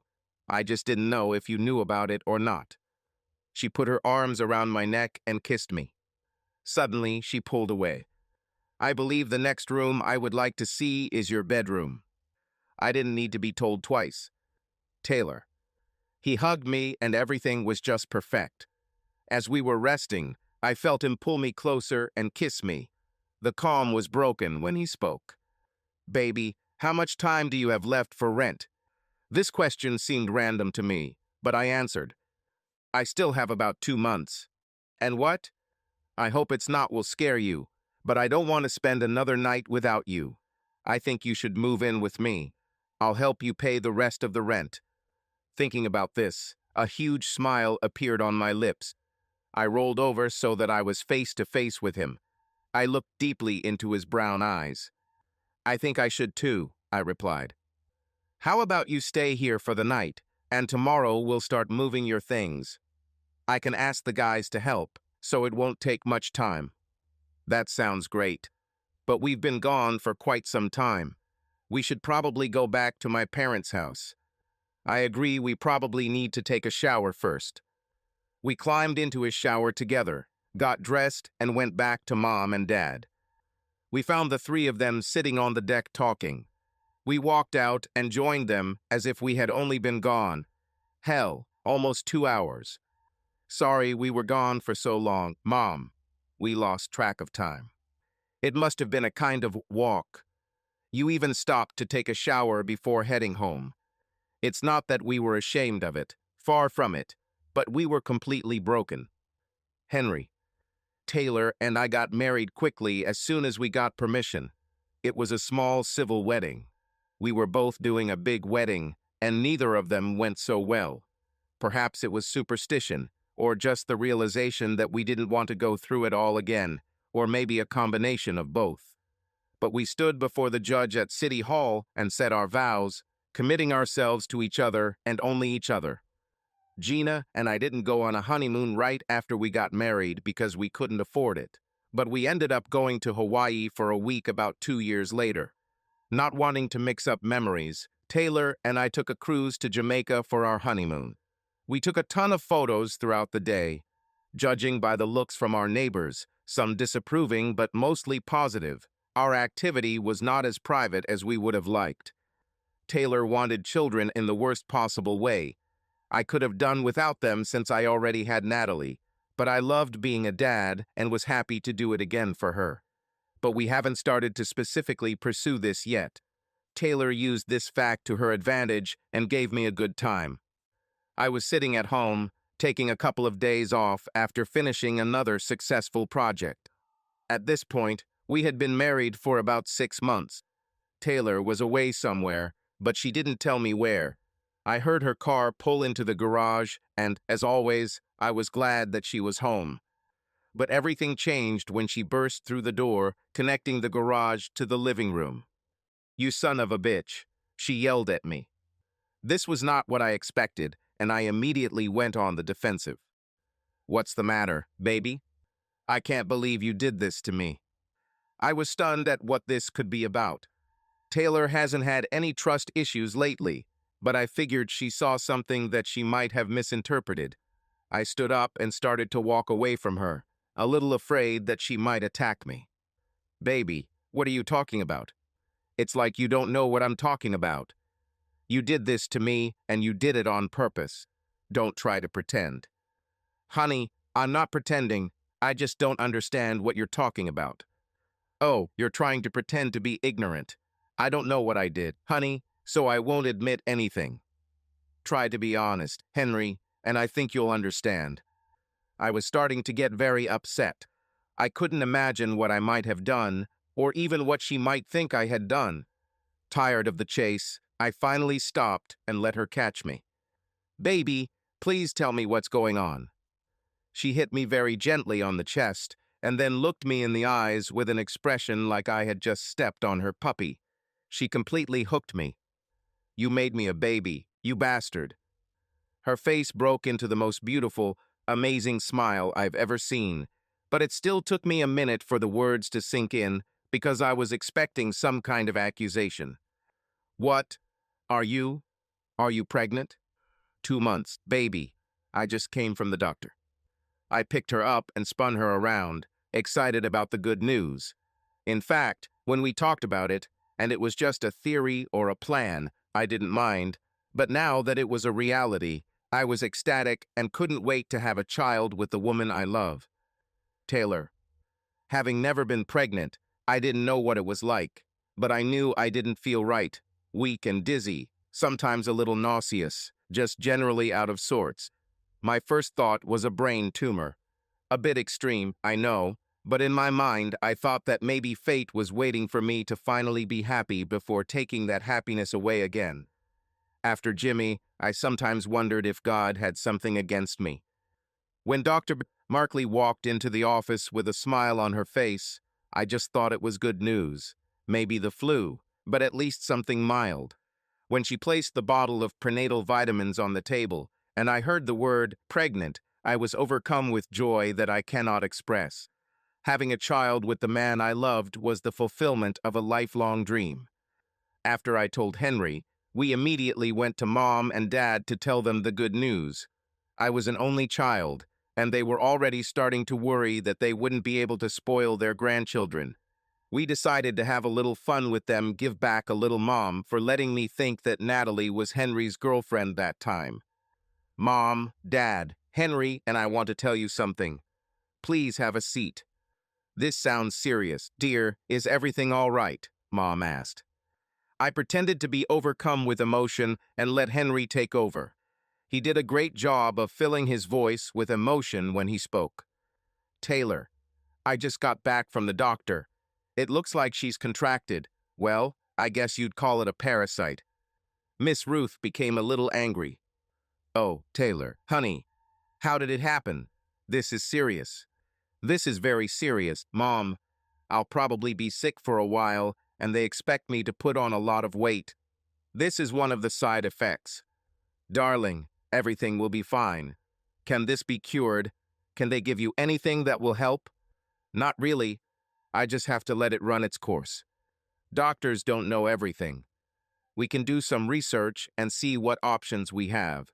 Did he give you the name of the disease? I think the medical term is pregnancy. Mom started writing it down before she realized what I said, then suddenly burst into tears of happiness and hugged us both. Dad, all this time, sat stoically. Mom usually speaks for both of them, but I saw how his eyes watered when he realized that he would soon become a grandfather. Henry.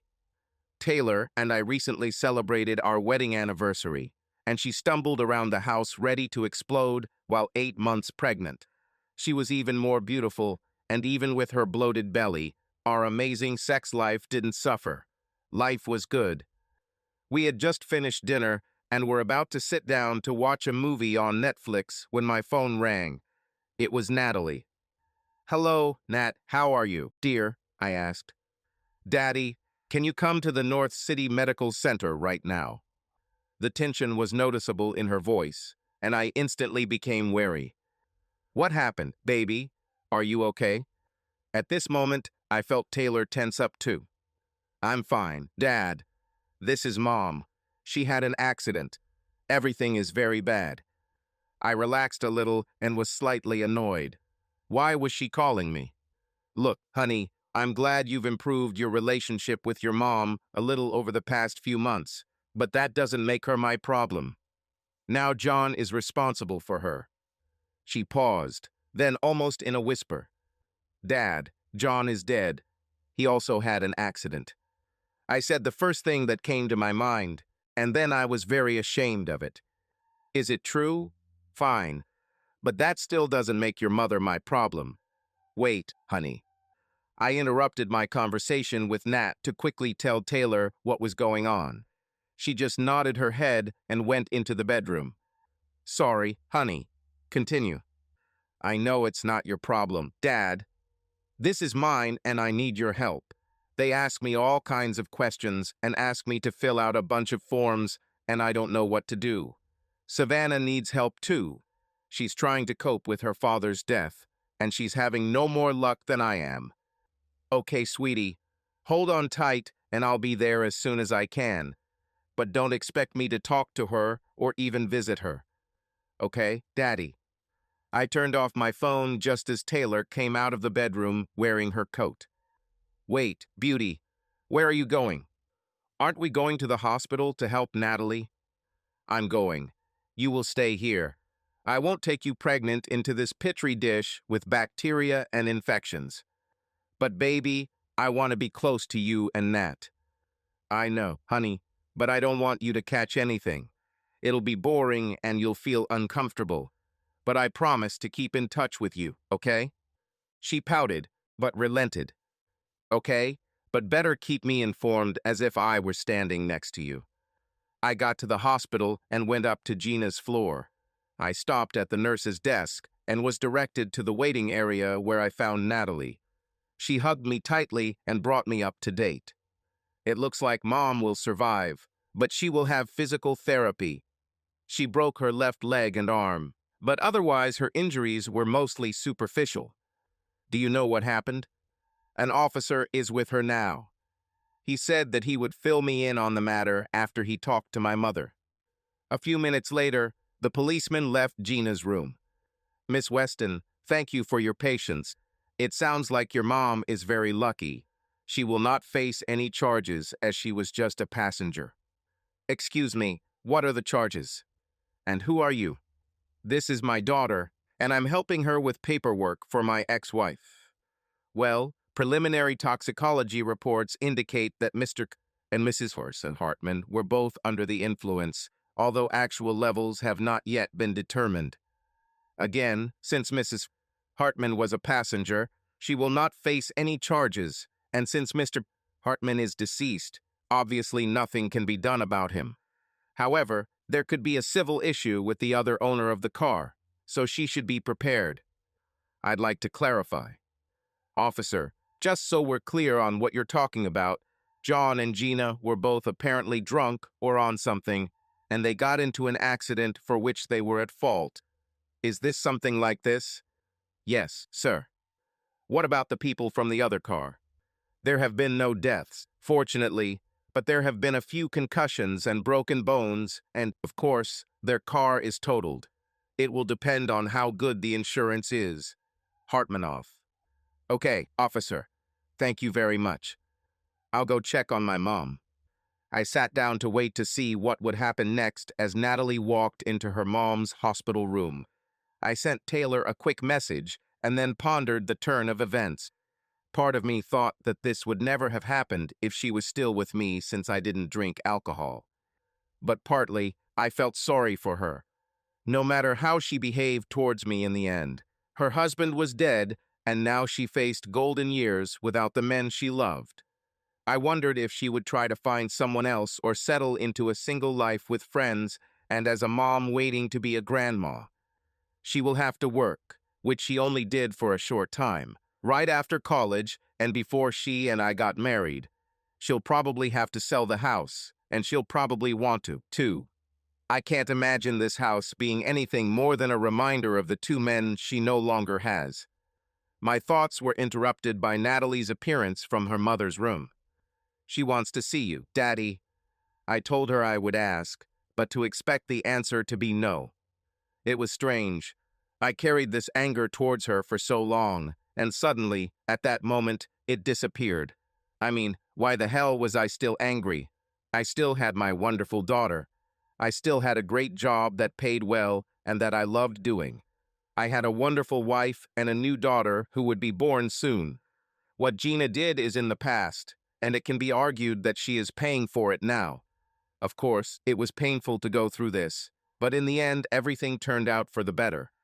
At that moment, I left it all behind me and out of my mind. I'll go talk to her. Surprise at my answer was noticeable on Natalie's face, but it soon broke into a smile, and I think she also realized that I had turned the corner. I walked into Gina's room, and she responded with a weak smile, probably due to her lack of strength and the medications they were giving her. Henry, you've come. Thank you. How are you feeling, Gina? Physically, I think I'll be fine. I'm emotionally broken, although you can't tell from me because of all this chemistry. You know John is gone, don't you? I heard, yes. I'm sorry about that. Is it true? Okay, at first I wasn't sorry, but in the last few minutes I realized that I didn't care about the person all this bitterness was turning me into, so I let it go. So yes, I'm sorry you lost John, and I know you'll need help to get through this, but I want you to know that Taylor and I will be here to help. It would be great. I hope to one day meet your beautiful wife. Natalie told me that she will soon have a new little sister. You must be excited. Yes, very. Henry, when it comes down to it, I'm sorry for what I did to you. I had built up a marriage with John in my mind to believe that he would be amazing, but it was an ordinary marriage. I loved him and he loved me, but I already had this with you and I regret what I did. I think deep down I knew that you would never share me, and that would give me a reason to be with John, but at the same time, it would be your fault. I was stupid and I owe you an apology. Consider that everything is forgotten, and you are forgiven, Gina. This is already in the past. Friends? Definitely. I think this is just the first of big changes for me. With John gone, I'll have to sell the house and find a job. I do not know how. I don't have any skills. You just focus on getting better. When the time comes, just call me. I'll help you get a job somewhere. That would be great. Henry, thank you. I said goodbye, wanting to get back to Taylor as soon as possible. All the paperwork with Gina was done, so all that was left was to get her well. I walked out of the room and saw that Savannah had joined Natalie. I walked over and hugged her. How are you holding up, Savvy? I'm fine, Uncle Henry. I could use some help with the paperwork, but other than that, I'm fine. I will help you. Let's go. Paperwork in the morgue was different from working with living patients. I'd never handled paperwork for a dead person before, but we got through it by talking as we went along. I know you haven't spoken to your father for a long time. I hope it wasn't because of me. No, it was because of my mother. I think she wished Dad would find someone else, but her family and her friends, you guys, were all so important to her. She wouldn't have been upset that your father did this, separating you from your Aunt Gina. He disrespected her and her memory, and I cannot forgive that.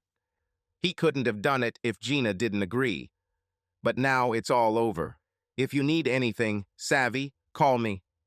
Well, since you started talking about it, I turned out to be an orphan, and therefore I need new parents. May I interest you and Aunt Taylor? Darling, it would be an honor for us.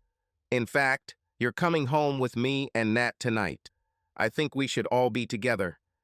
And that's exactly what we did.